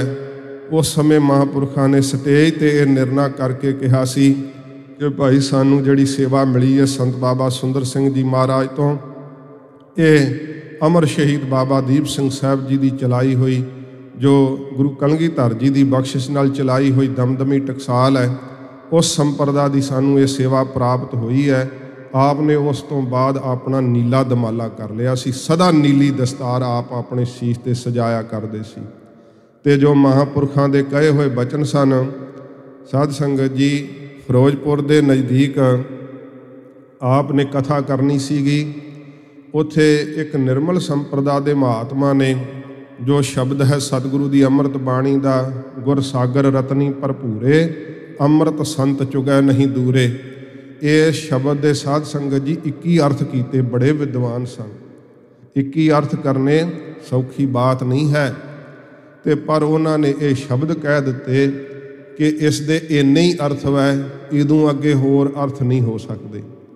ते जिहड़े प्रबंधक सज्जन सन उन्होंने पता सी कि महापुरख आए हुए है, तो उन्होंने महापुरखों की राय लए तो बिना ही स्टेज तो ऐलान कर दिता कि कल इस शब्द की कथा संत ज्ञानी गुरबचन सिंह जी खालसा भिंडरां वाले महापुरख करनगे। महापुरखों ने भावें कहा कि नहीं, साड़ी ये इच्छा नहीं है, इन्हां तो ते असीं कथा नहीं करांगे, क्योंकि महापुरख सदा चेते रखते सी। एडे वड्डे विद्वान सन, साध संगत जी संस्कृत पानी वांगू पढ़ दिंदे सी। ते मैं कदे कदे जो कथा सुनदा हैरान हो जाईदा, जदों महापुरख कुरान शरीफ दियाँ आयतां भी लगातार पढ़ी जाती तो ये दस दिंदे है कि इन्हां दी बांग दे टप्पे की है, बांग दे टप्पे जानते है, बांग किमें दिती जाती है, वो सारा बोल के दसदे है। कथा दे अंदर कुरान शरीफ दियाँ कई कई आयतां पढ़ दिंदे है। श्रीमद भागवत गीता विचों प्रमाण दई जाते हैं, वेदां विचों दसी जाते हैं कि फलाने वेद विच आ दसिया होया, आ सिमरती विच आ दसिया होया। ते महापुरखों ने कथा विच ਇੰਨੇ ਜ਼ਿਆਦਾ ਗ੍ਰੰਥਾਂ ਦਾ ਨਾਮ ਲਿਆ ਹੋਇਆ ਹੈ। ਸ਼ਾਇਦ ਜੇ ਕੋਈ ਕਥਾ ਸੁਣ ਕੇ ਉਹਨਾਂ ਗ੍ਰੰਥਾਂ ਦੇ ਨਾਮ ਲਿਖਣ ਲੱਗ ਪਵੇ ਤੇ ਇਹ ਗ੍ਰੰਥ ਭਰ ਜਾਏਗਾ। ਇੰਨੇ ਗ੍ਰੰਥਾਂ ਨੂੰ ਉਹਨਾਂ ਨੇ ਪੜ੍ਹਿਆ ਹੋਇਆ ਸੀ। ਤੇ ਇਹ ਨਹੀਂ ਕਿ ਕੇਵਲ ਦੱਸਦੇ ਸੀ, ਕਹਿੰਦੇ ਸੀ ਦਾਸ ਨੇ ਇਸ ਗ੍ਰੰਥ ਨੂੰ ਪੜ੍ਹਿਆ ਹੈ, ਨਾਲ ਇਹ ਜ਼ਿਕਰ ਕਰਦੇ ਸੀ। ਤੇ ਵੇਖੋ ਰਾਵਣ ਦਾ ਕੀਤਾ ਹੋਇਆ ਭਾਸ਼ਾ ਵਿੱਚ ਵੇਦ ਦਾ ਟੀਕਾ ਉਹ ਵੀ ਪੜ੍ਹਿਆ ਸੀ ਮਹਾਂਪੁਰਖਾਂ ਨੇ। ਇਹ ਆਪਣੀ ਰਸਨਾ ਤੋਂ ਉਹਨਾਂ ਦੇ ਕਹੇ ਹੋਏ ਵਾਕ ਨੇ। ਐਡੀ ਵਿਦਵਤਾ ਹੁੰਦਿਆਂ ਹੋਇਆਂ ਵੀ ਮਨ ਵਿੱਚ ਇੰਨੀ ਨਿਮਰਤਾ ਸੀਗੀ ਕਿ ਕਦੇ ਕਿਸੇ ਦਾ ਨਿਰਾਦਰ ਨਹੀਂ ਸੀ ਕਰਦੇ, ਕਿਉਂਕਿ ਮਹਾਂਪੁਰਖਾਂ ਨੇ ਕਿਹਾ ਸੀ ਕਿਸੇ ਵਿਦਵਾਨ ਦੀ ਸਮਝ ਤੋਂ ਪਰਾਂ ਦਾ ਬਚਨ ਨਹੀਂ ਪੁੱਛਣਾ, ਕਿਉਂਕਿ ਮਹਾਂਪੁਰਖਾਂ ਨੇ ਆਪ ਨੂੰ ਸਮਝਾ ਦਿੱਤਾ ਸੀ ਕਿ ਸਮਝ ਤੋਂ ਪਰਾਂ ਜੋ ਅਕਾਲ ਪੁਰਖ ਵਾਹਿਗੁਰੂ ਹੈ ਉਸ ਦੇ ਸਰੂਪ ਦਾ ਪ੍ਰਕਾਸ਼ ਆਪ ਦੇ ਅੰਦਰ ਕਰ ਦਿੱਤਾ ਸੀ। ਉਹਨਾਂ ਨੂੰ ਪਤਾ ਸੀ ਜਿੱਥੇ ਸਮਝ ਖਤਮ ਹੋ ਜਾਂਦੀ ਹੈ, ਬੁੱਧੀ ਕੰਮ ਨਹੀਂ ਕਰਦੀ, ਵਾਹਿਗੁਰੂ ਦੇ ਪਿਆਰ ਦਾ ਰਸ ਉੱਥੋਂ ਹੀ ਸ਼ੁਰੂ ਹੁੰਦਾ ਹੈ। ਤੇ ਕਦੇ ਉਹਨਾਂ ਦੀ ਕਥਾ ਵਿੱਚੋਂ ਹਉਮੈ ਦੀ ਸਾਧ ਸੰਗਤ ਜੀ ਰੰਚਕ ਮਾਤਰ ਵੀ ਸਮੈਲ ਨਹੀਂ ਆਉਂਦੀ। ਸਾਡੇ ਵਰਗੇ ਕਈ ਅਸੀਂ ਕਰਨ ਲੱਗ ਪੈਂਦੇ ਆ, ਭਾਵੇਂ ਕਿ ਸਾਡੀ ਦਸਮ ਵਿੱਚ ਅਵਸਥਾ ਚੜ੍ਹੀ ਹੋਈ ਹੈ। ਕਈ ਪ੍ਰਕਾਰ ਦੇ ਮੈਂ ਮਾਫ ਕਰਨਾ, ਕਿਉਂਕਿ ਸਾਡੇ ਵਿੱਚ ਵੀ ਕਈਆਂ ਨੂੰ ਸਤਿਕਾਰ ਦਾ ਇਹ ਸਾਧ ਸੰਗਤ ਜੀ ਫਰਕ ਪੈ ਜਾਂਦਾ ਹੈ। ਪਰ ਆਪ ਜੀ ਦੀ ਕਥਾ ਵਿੱਚੋਂ ਇੰਨੀ ਨਿਮਰਤਾ ਭਾਸਦੀ ਹੈ, ਇੰਨਾ ਪਿਆਰ ਰਸ ਨਾਲ ਆਪ ਜੀ ਬੋਲਦੇ ਕਿ ਸੁਣਨ ਵਾਲੇ 'ਤੇ ਬੜਾ ਡਾਢਾ ਅਸਰ ਹੁੰਦਾ। ਪਰ ਉਹਨਾਂ ਨੇ ਫਿਰ ਬੇਨਤੀ ਕੀਤੀ ਕਿ ਮਹਾਰਾਜ ਸਾਡੀ ਬੇਨਤੀ ਆਪ ਕਿਰਪਾ ਕਰਕੇ ਪ੍ਰਵਾਨ ਕਰੋ, ਅਸੀਂ ਹੁਣ ਬੋਲ ਚੁੱਕੇ ਹਾਂ ਮਹਾਰਾਜ, ਇਉਂ ਨਾ ਕਰੋ, ਤੁਸੀਂ ਕਥਾ ਜ਼ਰੂਰ ਸੁਣਾਓ। ਤੇ ਮਹਾਂਪੁਰਖਾਂ ਨੇ ਫਿਰ ਸਾਧ ਸੰਗਤ ਜੀ 2.5 ਘੰਟਿਆਂ ਵਿੱਚ ਸ਼ਬਦ ਦੇ 51 ਅਰਥ ਕੀਤੇ ਸੀਗੇ। ਤੇ ਸ਼ਬਦ ਦੀ ਸਮਾਪਤੀ ਵਿੱਚ ਮਹਾਂਪੁਰਖਾਂ ਕਿਹਾ ਸੀ ਕਿ ਗੁਰੂ ਪਿਆਰੀ ਸਾਧ ਸੰਗਤ ਜੀ, ਦਮਦਮਾ ਸਾਹਿਬ ਦੀ ਧਰਤੀ 'ਤੇ ਜੋ ਸਤਿਗੁਰੂ ਪਾਤਸ਼ਾਹ ਜੀ ਦਾ ਪਵਿੱਤਰ ਅਸਥਾਨ ਹੈ, ਇਸ ਅਸਥਾਨ 'ਤੇ ਸੱਚਖੰਡ ਵਾਸੀ ਸ੍ਰੀਮਾਨ ਸੰਤ ਬਾਬਾ ਸੁੰਦਰ ਸਿੰਘ ਜੀ ਖਾਲਸਾ ਭਿੰਡਰਾਂ ਵਾਲਿਆਂ ਨੇ ਕਥਾ ਕੀਤੀ ਸੀ। 1 ਮਹੀਨਾ ਇਸ ਸ਼ਬਦ ਦੀ ਮਹਾਂਪੁਰਖਾਂ ਨੇ ਕਥਾ ਕੀਤੀ ਸੀ। 1 ਮਹੀਨਾ ਤੇ 1 ਦਿਨ ਵਿੱਚ ਮਹਾਂਪੁਰਖ ਕਈ ਅਰਥ ਇਸ ਸ਼ਬਦ ਦੇ ਕਰਦੇ ਸੀ। ਤੇ ਲਗਾਤਾਰ 1 ਮਹੀਨਾ ਕਥਾ ਹੁੰਦੀ ਰਹੀ ਤੇ ਦਾਸ ਨੂੰ 101 ਅਰਥ ਇਸ ਸ਼ਬਦ ਦਾ ਮਹਾਂਪੁਰਖਾਂ ਨੇ ਪੜ੍ਹਾਇਆ ਹੋਇਆ। ਇਹ ਮਹਾਂਪੁਰਖਾਂ ਕਥਾ ਵਿੱਚ ਕਿਹਾ, ਸਮਾਂ ਆਗਿਆ ਨਹੀਂ ਦਿੰਦਾ ਕਿ ਮੈਂ ਹੋਰ ਅਰਥ ਆਪ ਨੂੰ ਸੁਣਾਵਾਂ। ਫਿਰ ਵੀ ਕਿਹਾ ਸੀ ਕਿ ਸਤਿਗੁਰੂ ਦੀ ਬਾਣੀ ਅਗਾਧ ਬੋਧ ਹੈ। ਇਹ ਨਹੀਂ ਅਸੀਂ ਕਹਿੰਦੇ ਕਿ 101 ਅਰਥ ਹੀ ਹੋ ਸਕਦਾ ਹੈ, ਕਿਉਂਕਿ ਪੂਰੇ ਸਤਿਗੁਰੂ ਦੀ ਬਾਣੀ ਪੂਰੀ ਹੈ। ਇਹਦੀ ਮਹਿਮਾ ਪੂਰਨ ਤੌਰ 'ਤੇ ਨਹੀਂ ਕੋਈ ਜਾਣ ਸਕਦਾ। ਜਿੰਨੀ ਸਤਿਗੁਰੂ ਜੀ ਕਿਸੇ ਨੂੰ ਜਣਾਉਂਦੇ ਹੈ, ਉਨੀ ਹੀ ਕੋਈ ਜੀਵ ਪ੍ਰਾਣੀ ਜਾਣ ਸਕਦਾ। ਇੰਨੇ ਨਿਮਰਤਾ ਦੇ ਸ਼ਬਦ ਆਪ ਨੇ ਕਹੇ। ਮਹਾਤਮਾ ਨੇ ਅੱਜ ਤਾਂ ਅਸੀਂ ਕੁਝ ਬੋਲੀਏ ਨਾ ਤੇ ਦੂਸਰਾ ਈਰਖਾ ਵਿੱਚ ਗੁੱਸਾ ਹੀ ਕਰ ਜਾਂਦਾ ਹੈ, ਪਰ ਉਹ ਸੰਤ ਮਹਾਤਮਾ ਨੇ ਕਿਹਾ ਮਹਾਰਾਜ ਮੇਰੀ ਭੁੱਲ ਸੀ। ਮਹਾਂਪੁਰਖਾਂ ਦੀ ਰਸਨਾ ਤੋਂ ਕਥਾ ਸੁਣ ਕੇ ਉਹ ਵੀ ਨਿਹਾਲ ਹੋ ਗਏ ਕਿ ਗੁਰਬਾਣੀ ਦੇ ਅਰਥ ਤਾਂ ਗੁਰੂ ਕਲਗੀਧਰ ਜੀ ਨੇ ਤੁਹਾਨੂੰ ਸੌਂਪੇ ਹੋਏ ਆ। ਫਿਰ ਗਿਆਨੀ ਪ੍ਰੀਤਮ ਸਿੰਘ ਜੀ ਨੇ ਇੱਕ ਵਾਰ ਮਹਾਂਪੁਰਖਾਂ ਦੇ ਰਾਜਗੜ੍ਹ ਨਾਨਕੇ ਨਗਰ ਵਿੱਚ ਇਹ ਬਚਨ ਸੁਣਾਇਆ ਸੀ। ਮੈਂ ਉਦੋਂ ਕਥਾ ਵਿੱਚ ਸੁਣਿਆ ਸੀ ਬੈਠ ਕਰਕੇ। ਮਹਾਂਪੁਰਖ ਕਹਿੰਦੇ ਜਦੋਂ ਇੱਥੇ ਆਏ ਸੀ ਰਾਜਗੜ੍ਹ, ਰਾਤ ਨੂੰ ਕਈ ਵਾਰੀ ਛੱਤਾਂ ਦੇ ਉੱਤੇ ਮਹਾਂਪੁਰਖ ਉੱਥੇ ਹਵਾ ਲੱਗਦੀ ਹੈ, ਮੱਛਰਦਾਨੀ ਲਾ ਦੇਣੀ ਤੇ ਕੋਠੇ ਦੇ ਉੱਤੇ ਆਰਾਮ ਕਰਦੇ ਹੁੰਦੇ ਸੀਗੇ। ਕਈ ਵਾਰੀ ਹਾਸ ਰਸ ਦੇ ਬਚਨ ਵੀ ਮਹਾਂਪੁਰਖਾਂ ਦੇ ਸੰਗੀ ਸੁਣਾਉਂਦੇ। ਭਾਈ ਰਾਮ ਸਿੰਘ ਜੀ ਇੱਕ ਹੋਏ ਹੈ, ਕੈਲਗਰੀ ਵਿੱਚ ਗੁਰਮੁਖ ਪਿਆਰੇ ਰਹਿੰਦੇ ਹੈ। ਕਹਿੰਦੇ ਮਹਾਂਪੁਰਖ ਜਿਨ੍ਹਾਂ ਦੇ ਘਰੇ ਸੀਗੇ ਨਾ, ਲਾਲਟੈਨ ਸੀਗੀ ਤੇ ਪੌੜੀ 'ਤੇ ਚੜ੍ਹ ਕੇ ਛੱਤ 'ਤੇ ਜਾਣਾ ਸੀ। ਤੇ ਜਦੋਂ ਮਹਾਂਪੁਰਖ ਚੜ੍ਹਨ ਲੱਗੇ ਤੇ ਲਾਗੋਂ ਇੱਕ ਸਿੰਘ ਨੇ ਕਿਹਾ ਕਿ ਪੌੜੀ ਮਜ਼ਬੂਤ ਹੈ। ਉਹਨੇ ਕਹਿ ਤਾ ਪੌੜੀ 'ਤੇ ਭਾਵੇਂ ਟਰੈਕਟਰ ਚੜ੍ਹਾ ਦਿਓ, ਇੰਨੇ ਮਾਣ ਨਾਲ ਕਹਿ ਤਾ। ਤੇ ਕਹਿੰਦੇ ਜਦੋਂ ਮਹਾਂਪੁਰਖ ਚੜ੍ਹੀ ਗਏ ਅਖੀਰਲੇ 4 ਡੰਡੇ ਰਹਿੰਦੇ ਸੀ, ਕੜਕ ਦੀ ਆਵਾਜ਼ ਆਈ। ਕਹਿੰਦੇ ਨਾਲ ਹੀ ਮੇਰਾ ਕਲੇਜਾ ਬਾਹਰ ਨੂੰ ਆ ਗਿਆ, ਡੰਡਾ ਕਿਵੇਂ ਟੁੱਟ ਚੱਲਿਆ। ਤੇ ਮਹਾਂਪੁਰਖ ਸਹਿਜੇ ਹੀ ਪੌੜੀ ਚੜ੍ਹ ਕੇ ਤੇ ਜਾ ਬਰਾਜੇ ਪਲੰਘੇ ਦੇ ਉੱਪਰ। ਤੇ ਸਾਰੇ ਕਹਿੰਦੇ ਅਸੀਂ ਲੋਭ ਲਾ ਕੇ ਵੇਖੀਏ ਕਿ ਕਿਹੜਾ ਡੰਡਾ ਟੁੱਟਿਆ, ਕਿੱਥੋਂ ਕੁਛ ਵੀ ਨਹੀਂ ਸੀ ਹਿੱਲਿਆ। ਬਸ ਉਹਨਾਂ ਨੇ ਉਹ ਮਾਣ ਤੋੜਨਾ ਸੀ। ਜੋ ਕੋਈ ਉਹਨਾਂ ਕੋਲ ਮਾਣ ਕਰਦਾ ਨਾ ਤੇ ਮਾਣ ਨਾ ਸੀ ਰਹਿਣ ਦਿੰਦੇ। ਕਹਿੰਦੇ ਕਿ ਰਾਤ 2 ਵਜੇ ਦੇ ਕਰੀਬ ਜਦੋਂ ਮਹਾਂਪੁਰਖਾਂ ਦੇ ਜਾਗਣ ਦਾ ਸਮਾਂ ਹੁੰਦਾ ਸੀ, ਮਹਾਂਪੁਰਖ ਉੱਠ ਕੇ ਉੱਚੀ ਜਕਾਰੇ ਛੱਡਣ ਲੱਗ ਪਏ। ਬਹੁਤ ਉੱਚੀ ਜਕਾਰੇ ਛੱਡੇ। ਸਿੰਘ ਇਕੱਠੇ ਹੋ ਗਏ ਕਿ ਮਹਾਰਾਜ ਕੀ ਗੱਲ ਹੋਈ ਹੈ। प्यार दे वेग विच कहंदे आओ वेखो गुरु कलगीधर साहब जी महाराज जा रहे। संत बाबा अतर सिंह जी महाराज कहंदे ओ महाराज पिछे महाराज दे जा रहे है ते महापुरखां दे ओ अगम्मी बचन सी। कहण लगे कि गुरु कलगीधर साहब ने साडे ये हत्थां विच रुमाल बख्शिश कीता है। ते संत बाबा अतर सिंह जी महाराज कहंदे कि भाई गुरबचन सिंह जी ये गुरु कलगीधर जी ने सारे गुरबाणी के अर्थ तुहाडी झोली पा दिते। ये महापुरखों ने बचन उस वक्त कहे। साध संगत जी एडी वड्डी बख्शिश सी उन्हां दे अंदर। सतगुरु गुरु कलगीधर साहब जी की जाहर कला उन्हां दी रसना तो बोलदी सी। गुरबाणी दे इन्ने सहज ही अर्थ कर दिंदे सी कि सुनन वाला निहाल हो जांदा सी। महंगे तो महंगे अर्थ, क्योंकि भावें असीं हुण तख्त साहिब ते दास नूं सेवा सतगुरां जी ने दित्ती है। लड़ीवार गुरबाणी की कथा करनी साध संगत जी सतगुरु किरपा करदे आ ते फिर हुंदी है, नहीं तो कथा अपनी बुद्धि नाल नहीं हो सकती है। ते फिर भी सानूं टीके तो पढ़ने ही पैंदे आ, अर्थ तो वेखणे ही पैंदे आ। जदों टीकियां ते अर्थ वेखीदे आ भेद नहीं खुलदा कई वारी, ते जदों भेद नहीं ना कोई कुंडी नहीं खुलदी फिर अजकल सौखा है वो ट्रैक लभ के महापुरखों की कथा लाई दी है कि कुंडी किवें खुली हुई है। वेखो पाठ भी दसिया हुंदा है, पाठ अंतर भी दसे हुंदे आ, विश्राम ते जमकियां भी दसियां हुंदियां, उचारण भी दसिया हुंदा है, नाले भी दसिया हुंदा है कि पाठ अमृतसर साहब वाला है कि दमदमा साहब वाला है। ते उहदे साध संगत जी कई पक्षां तो अर्थ कीते हुंदे आ। सहज ही कुंडी खुल जांदी उन्हां दी रसना तो। इहो जे गुरबाणी दे महंगे अर्थ उन्हां ने सहज कीते होए आ। जिहड़ा मैं तां आप नूं बेनती करांगा, जे तुसीं सचमुच ही सतगुरु जी दे नाल प्यार पाउणा चाहुंदे हो ते अज भी ये साधन हैगे। महापुरखां दी कथा सुणोगे ते जिन्हें सेब खा लिया उन्हें बेर दा पता लग जांदा। सानूं तुसां भुल जाना, फिर नहीं साडी लोड़ रहनी तुहानूं। महापुरखां दी कथा जिहड़ी है ना वो अम्यों चले झरने वाली बात है, क्योंकि कमाई उन्हां दे अंग अंग तो टपकदी सी। सच्चे पातशाह जी महाराज दी साध संगत जी विशेष किरपा नूं आपने संसार भर दे अंदर वंडिया। जे आप दे जीवन दे बचन मैं सारे सुणावां तो जिंदगी लग जे इत्थे। इन्ने उन्हां महापुरखां दी कमाई वाले बचन। त्यागी एडे सन, किसी प्रेमी ने खडूर साहब कार चढ़ाती सी। महापुरखां ने उस समय ज्ञानी कृपाल सिंह जी नूं चाबी फड़ाती, कहते साडा तां काम ही नहीं कारां नाल। तुर तुर के साध संगत जी कथा कीती ते भरोसा सतगुरां जी दे उपर इन्ना रखदे सी। जे कोई लूण तेल मुक गया, कोई घ्यो मुक गया, ਸਿੰਘਾਂ कहा महाराज हुण की करांगे? कहंदे सतगुरां ते निश्चा रखो, जिहड़े सारे संसार नूं चलाउंदे आ उन्हां सतगुरां दा असीं बाणा पाया, सतगुरु सानूं ना देणगे। उसे समय माया उतर आउंदी। एक वारी कहंदे हरमंदर साहब अरदास करती हजूर साहब नूं चाला पाउण दी। ਸਿੰਘ कहंदे महाराज किराए जोगे पैसे ही है नहीं। अरदास कर चुके आ महापुरख हजूर साहब नूं जाण दी।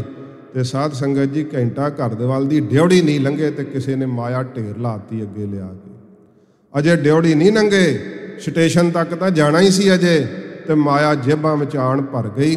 ये वो जाणदे सन आप सतगुरु जी का वड्डा खजाना सी उन्हां कोल। ये बाहरी माया नूं साध संगत जी अहमियत नहीं सी दिंदे।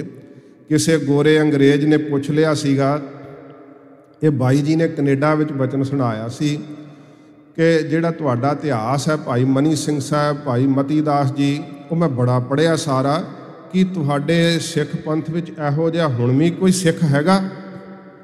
वो कहण लगे कि मैं हुण किहदे कोल लिजावां इहनूं? कहंदे नाभा साहब उदों जथा सीगा ते मैं किहा इन्हां नूं भिंडरां वालियां कोल पहिलों खड़दे। आप तां वो टकसाल नाल संबंधित नहीं सी, पर जदों कोई साध संगत जी इहो जी गल आउंदी है उदां तां भावें टकसालियां नूं बुरा ही कहण, पर जदों कोई अड़न वाली गल आउंदी है ना उत्थे फिर चेते इहो ही आउंदे। महापुरखां कोल लैके आ गया, कहण लगा इत्थों तैनूं मिला के चलदा, फिर नहीं तसल्ली होऊगी तो फिर किते होर चलांगे। महापुरखां दा सुभाਅ सी जो अमृत वेले उठदे सी एक रस बाणी दा प्रवाह दरिया वांग उन्हां दे कोल चलदा सी। उच्चे मेज दे उत्ते सिंह सज जांदे, बदलदे जांदे, आप बाणी सुणी जांदे, आसा दी वार दा कीर्तन सुणदे चौंकड़ा ला करके, फिर एक रस सतगुरां दी बाणी दी कथा करदे। जदों साध संगत जी आसन ते आउंदे सो इच्छा अनुसार सवाया कि जल पानी छक के फिर बाणी सुन लग जांदे। ਸੰਸਾਰੀ ਗੱਲ ਉਹਨਾਂ ਕੋਲ ਕੋਈ ਕਰ ਨਹੀਂ ਸੀ ਸਕਦਾ। ਜੇ ਕੋਈ ਬਹੁਤ ਪ੍ਰੇਮੀ ਆ ਕਰਕੇ ਥੋੜ੍ਹੀ ਜਿਹੀ ਗੱਲ ਵੀ ਕਰਦਾ ਨਾ ਤੇ ਬੜੇ ਬਰਾਗ ਨਾਲ ਕਹਿੰਦੇ ਪ੍ਰੇਮੀਆਂ ਤਾਂ ਸਾਡਾ ਸਮਾਂ ਬਰਬਾਦ ਕਰ ਦਿੱਤਾ। ਇਹੋ ਜਿਹਾ ਸਾਧ ਸੰਗਤ ਜੀ ਉਹਨਾਂ ਦਾ ਭਾਵ ਸੀ ਸਤਿਗੁਰਾਂ ਦੀ ਬਾਣੀ ਨਾਲ। ਇੱਕ ਰਸ ਬਾਣੀ ਚੱਲ ਰਹੀ ਸੀ, ਕਹਿੰਦੇ 52 ਅੱਖਰੀ ਦਾ ਪਾਠ ਹੋ ਰਿਹਾ ਸੀ। ਮਹਾਂਪੁਰਖ ਸਰਾਣਿਆਂ ਦੀ ਢੋਹ ਲੱਗੀ ਹੋਈ ਆ, ਬਾਣੀ ਸੁਣ ਰਹੇ ਆ। ਰਾਤ ਦੇ 12 ਵਜੇ ਤੱਕ ਬਾਣੀ ਸੁਣੀ ਜਾਂਦੇ ਸੀ, ਉਧਰੋਂ 2 ਵਜੇ ਉੱਠ ਪੈਂਦੇ ਹੁੰਦੇ ਸੀ। ਉਹਨਾਂ ਦੀ ਬਾਬਤ ਤਾਂ ਹੀ ਤਾਂ ਇਹ ਬਚਨ ਕਹੇ ਆ ਕਿ ਸੰਤਨ ਕੀ ਮਹਿਮਾ ਕਮਨ ਬਖਾਨੋ ਅਗਾਧ ਬੋਧ ਕਿਛ ਮਿਤ ਨਹੀਂ ਜਾਣੋ। ਜਦੋਂ ਕਹਿੰਦੇ ਮਹਾਂਪੁਰਖ ਬਾਣੀ ਸੁਣੀ ਜਾ ਰਹੇ ਸੀ, ਉਹ ਪ੍ਰੇਮੀ ਕਹਿੰਦਾ ਮੈਂ ਲੈ ਕੇ ਗਿਆ ਸਾਂ ਨਾਲ, ਮੇਰਾ ਕਦੇ ਕਦੇ ਮਹਾਂਪੁਰਖਾਂ ਦੇ ਚਿਹਰੇ ਵੱਲ ਧਿਆਨ ਪੈਂਦਾ ਸੀ ਨਾ, ਜਲਾਲ ਭਖ ਰਿਹਾ ਸੀ ਚਿਹਰੇ ਉੱਤੇ। ਫਿਰ ਮੈਨੂੰ ਡਰ ਆਉਂਦਾ ਸੀ ਤੇ ਮੈਂ ਚਿਹਰੇ ਤੋਂ ਨਿਗਾਹ ਹਟਾ ਲੈਂਦਾ ਸਾਂ। ਫਿਰ ਕਹਿੰਦੇ ਮਹਾਂਪੁਰਖਾਂ ਦੇ ਨੇਤਰ ਬੰਦ ਸੀ ਭਾਵੇਂ, ਤਾਂ ਵੀ ਹਿਆ ਨਹੀਂ ਸੀ ਪੈਂਦਾ ਉਹਨਾਂ ਵੱਲ ਵੇਖਣ ਨੂੰ, ਇੰਨਾ ਉਹਨਾਂ ਦੇ ਪ੍ਰਤਾਪ ਚਿਹਰੇ ਤੋਂ ਦਗਦਾ ਸੀ। ਕਹਿੰਦਾ ਫਿਰ ਮੈਂ ਗੋਰੇ ਨੂੰ ਇਸ਼ਾਰੇ ਕਰਾਂ, ਕੁਛ ਪੁੱਛਣਾ, ਉਹ ਮੈਨੂੰ ਹੱਥ ਨਾਲ ਇਸ਼ਾਰੇ ਕਰੀ ਜਾਵੇ ਵੀ ਰੁਕ ਜਾ ਆ ਜੇ। ਕਹਿੰਦੇ ਜਦੋਂ ਬਾਣੀ ਦਾ ਪਾਠ ਸੰਪੂਰਨ ਹੋਇਆ, ਮਹਾਂਪੁਰਖਾਂ ਦੇ ਨੇਤਰ ਖੁੱਲ੍ਹੇ, ਸਭ ਤੋਂ ਪਹਿਲਾਂ ਉਹਦੇ ਵੱਲ ਵੇਖਿਆ ਤੇ ਮਹਾਂਪੁਰਖਾਂ ਨੇ ਕਿਹਾ ਜਲ ਪਾਣੀ ਛਕਾਓ। ਜਦੋਂ ਜਲ ਪਾਣੀ ਛਕਾਉਣ ਵਾਸਤੇ ਕਿਹਾ ਤੇ ਉਹਨੇ ਕਿਹਾ ਮਹਾਰਾਜ ਇਹ ਮੇਰੇ ਨਾਲ ਆਇਆ ਤੇ ਇਹਨੇ ਕੁਝ ਪੁੱਛਣਾ। ਮਹਾਂਪੁਰਖ ਕਹਿੰਦੇ ਭਾਈ ਪੁੱਛ ਲਓ। ਜਦੋਂ ਉਸਨੇ ਇੰਗਲਿਸ਼ ਵਿੱਚ ਗੋਰੇ ਨੂੰ ਕਿਹਾ ਤੂੰ ਪੁੱਛ ਲੈ, ਕਹਿੰਦਾ ਕੁਛ ਨਹੀਂ ਪੁੱਛਣਾ, ਮੈਂ ਕੁਛ ਵੀ ਨਹੀਂ ਪੁੱਛਣਾ। ਜਦੋਂ ਉਹਨੇ ਕਿਹਾ ਕੁਛ ਵੀ ਨਹੀਂ ਪੁੱਛਣਾ, ਉਹਨਾਂ ਚਿਰ ਨੂੰ ਸਿੰਘ ਨੂੰ ਹੁਕਮ ਹੋ ਗਿਆ, ਉਹਨਾਂ ਅਗਲੀ ਬਾਣੀ ਸ਼ੁਰੂ ਕਰ ਦਿੱਤੀ। ਕਹਿੰਦੇ ਅਸੀਂ ਨਮਸਕਾਰ ਕੀਤੀ, ਬਾਹਰ ਆ ਗਏ। ਮੈਂ ਉਹਨੂੰ ਕਿਹਾ ਕਿ ਮੌਕਾ ਸੀ, ਇਹਨਾਂ ਨਾਲ ਤਾਂ ਬੋਲਣਾ ਬੜਾ ਕਠਿਨ ਹੈ, ਤੈਨੂੰ ਤੇ ਆਪ ਖਲੋ ਕੇ ਪੁੱਛ ਲਿਆ ਵੀ ਭਾਈ ਪੁੱਛ ਲਓ ਕੀ ਪੁੱਛਣ ਆਏ ਹੋ। ਕਹਿੰਦਾ ਪੁੱਛਣ ਦੀ ਲੋੜ ਹੀ ਨਹੀਂ ਪਈ, ਉਹਨਾਂ ਦੇ ਨੇਤਰਾਂ 'ਚੋਂ ਦਿਸ ਰਿਹਾ ਸੀ ਕਿ ਵਾਕਿਆ ਜਿਹੜੀ ਮੈਂ ਸਿੱਖਾਂ ਦੀ ਹਿਸਟਰੀ ਪੜ੍ਹੀ ਹੈ ਇਹ ਭਾਈ ਮਨੀ ਸਿੰਘ ਸਾਹਿਬ ਵਰਗੇ ਹੀ ਹੈ, ਇਹ ਬਾਬਾ ਦੀਪ ਸਿੰਘ ਸਾਹਿਬ ਵਰਗੇ ਹੈ। ਇੱਕ ਅੰਗਰੇਜ਼ ਕਹਿ ਰਿਹਾ ਉਹਨਾਂ ਦੇ ਵੱਲ ਵੇਖ ਕਰਕੇ, ਵੇਖੋ ਕਿਹੋ ਜਿਹਾ ਉਹਨਾਂ ਦਾ ਜੀਵਨ।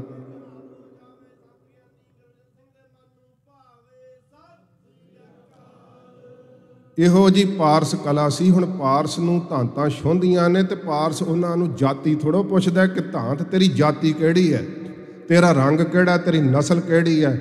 ਨਹੀਂ, ਪਾਰਸ ਨੂੰ ਸੁਹਾ ਦਿਓ, ਉਹਦਾ ਧਰਮ ਹੀ ਸੋਨਾ ਕਰ ਦਿੰਦਾ ਹੈ। ਮਹਾਂਪੁਰਖ ਦੀ ਓਨੀ ਸੰਗਤ ਵਿੱਚ ਚਲੇ ਜਾਓ ਸਾਧ ਸੰਗਤ ਜੀ, ਕੁਦਰਤੀ ਤੌਰ 'ਤੇ ਬਰਫ਼ ਠੰਡੀ ਹੁੰਦੀ ਹੈ ਨਾ, ਫਿਰ ਜਲ ਸੀਤਲ ਹੀ ਹੁੰਦਾ ਨਾ। ਇਹੀ ਕਲਾ ਸ੍ਰੀਮਾਨ ਸੰਤ ਬਾਬਾ ਠਾਕੁਰ ਸਿੰਘ ਜੀ ਮਹਾਂਪੁਰਖਾਂ ਦੇ ਸਾਧ ਸੰਗਤ ਜੀ ਸਰੀਰ 'ਚ ਵਰਤਦੀ ਸੀਗੀ। ਅਸੀਂ ਉਹਨਾਂ ਦਾ ਸਰੀਰ ਕਿਤਾਬ 'ਤੇ ਨਹੀਂ ਪੜ੍ਹਿਆ, ਸਰੀਰ 'ਤੇ ਹੰਡਾਇਆ। ਜਦੋਂ ਕਿਤੇ ਸਹਿਜ ਸੁਭਾਅ ਜੋੜਾ ਪਾਉਣ ਲੱਗੇ ਹੀ ਮੋਢੇ 'ਤੇ ਹੱਥ ਧਰ ਦਿੰਦੇ ਸੀ ਨਾ, ਸਾਰੇ ਸਰੀਰ 'ਚ ਕਰੰਟ ਪੈਦਾ ਕਰ ਦਿੰਦੇ ਸੀ। ਇਹੋ ਜਿਹਾ ਉਹਨਾਂ ਦੇ ਅੰਦਰ ਮਕਨਾਤੀਸ ਸੀਗਾ, ਠੰਡ ਪਾ ਦਿੰਦੇ ਸਨ ਕੇਵਲ ਸਪਰਸ਼ ਕਰਨ ਮਾਤਰ ਸੇ। ਨਿਮਰਤਾ ਇੰਨੀ ਜ਼ਿਆਦੀ ਸੀ ਕਿ ਮਹਾਂਪੁਰਖਾਂ ਵੱਡਿਆਂ ਦਾ ਜੀਵਨ ਸਾਧ ਸੰਗਤ ਜੀ ਉਹਨਾਂ ਦੀ ਸੰਗਤ ਵਿੱਚੋਂ ਭਾਸਦਾ ਸੀ ਕਿ ਇਹਨਾਂ ਨੇ ਸੰਤ ਗਿਆਨੀ ਗੁਰਬਚਨ ਸਿੰਘ ਜੀ ਮਹਾਰਾਜ ਦੀ ਸੰਗਤ ਕੀਤੀ ਹੈ।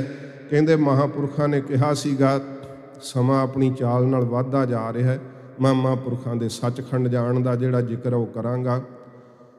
ਭਾਵੇਂ ਹੁਣ ਵਿੱਚੋਂ ਕਈ ਬਚਨ ਮੇਰੇ ਕੋਲੋਂ ਛੁੱਟ ਜਾਣੇ, ਕਿਉਂਕਿ ਲੜੀਵਾਰ ਮੇਰਾ ਮਨ ਸੀਗਾ ਕਿ ਪਰ 1 ਘੰਟੇ 'ਚ ਮਹਾਂਪੁਰਖਾਂ ਦਾ ਜੀਵਨ ਕੀ ਸੁਣਾਇਆ ਜਾ ਸਕਦਾ। ਡਾਕਟਰ ਸਾਹਿਬ ਨੇ ਇਸ਼ਾਰਾ ਕੀਤਾ, ਪਰ ਫਿਰ ਵੀ ਮੈਂ ਕੋਈ 5-10 ਮਿੰਟ ਜ਼ਰੂਰ ਉੱਤੇ ਲਾਵਾਂਗਾ।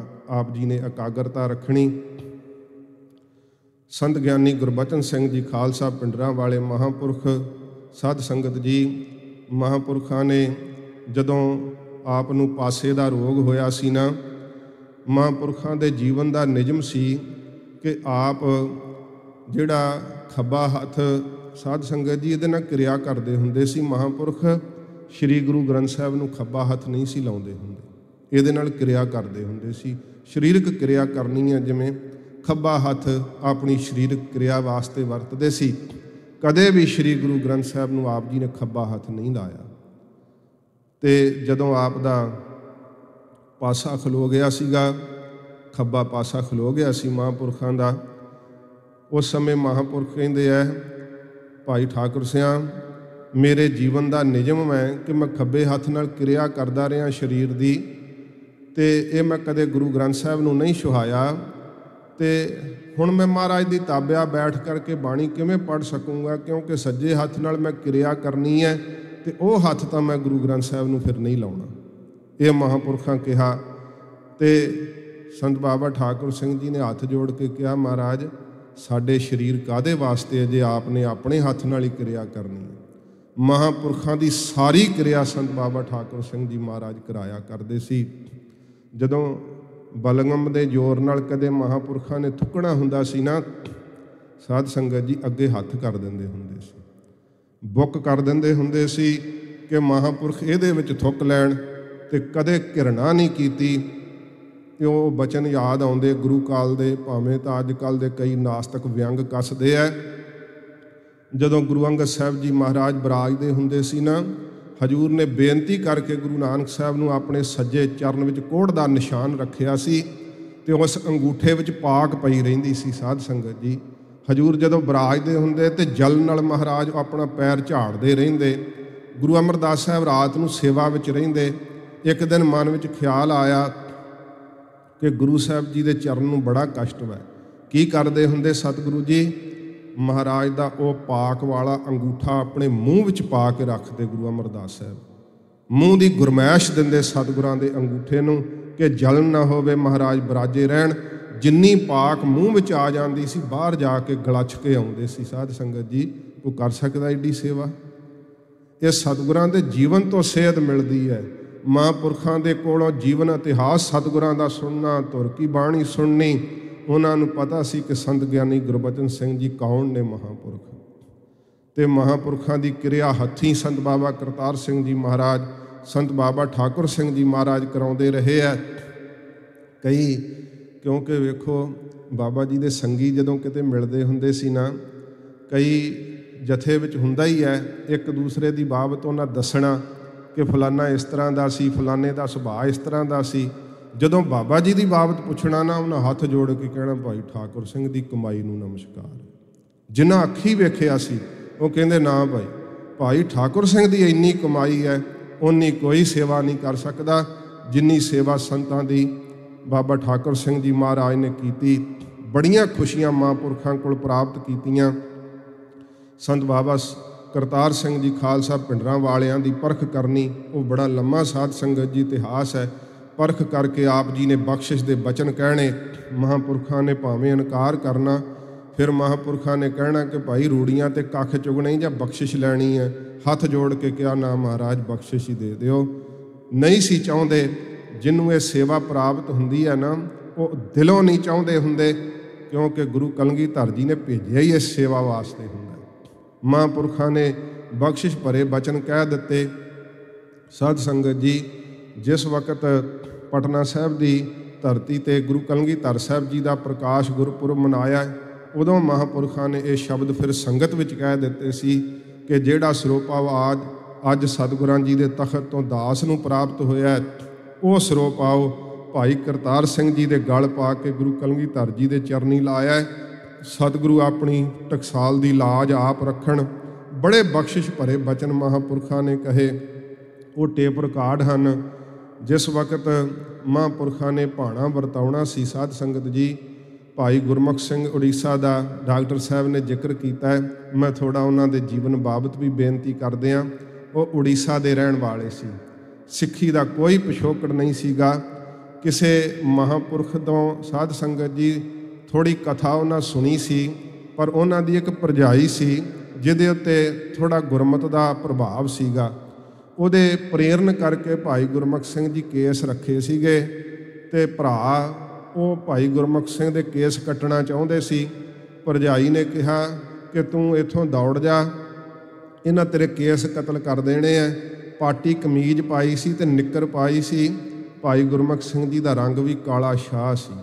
बड़ा वेखण नूं साध संगत जी जिसे कोई बड़ा कोई नेड़ा ही ना करे, इस तरह का उन्हां दा बाहरों चेहरा मोहरा सीगा, क्योंकि उधर दे ही रहण वाले सी उड़ीसा दे।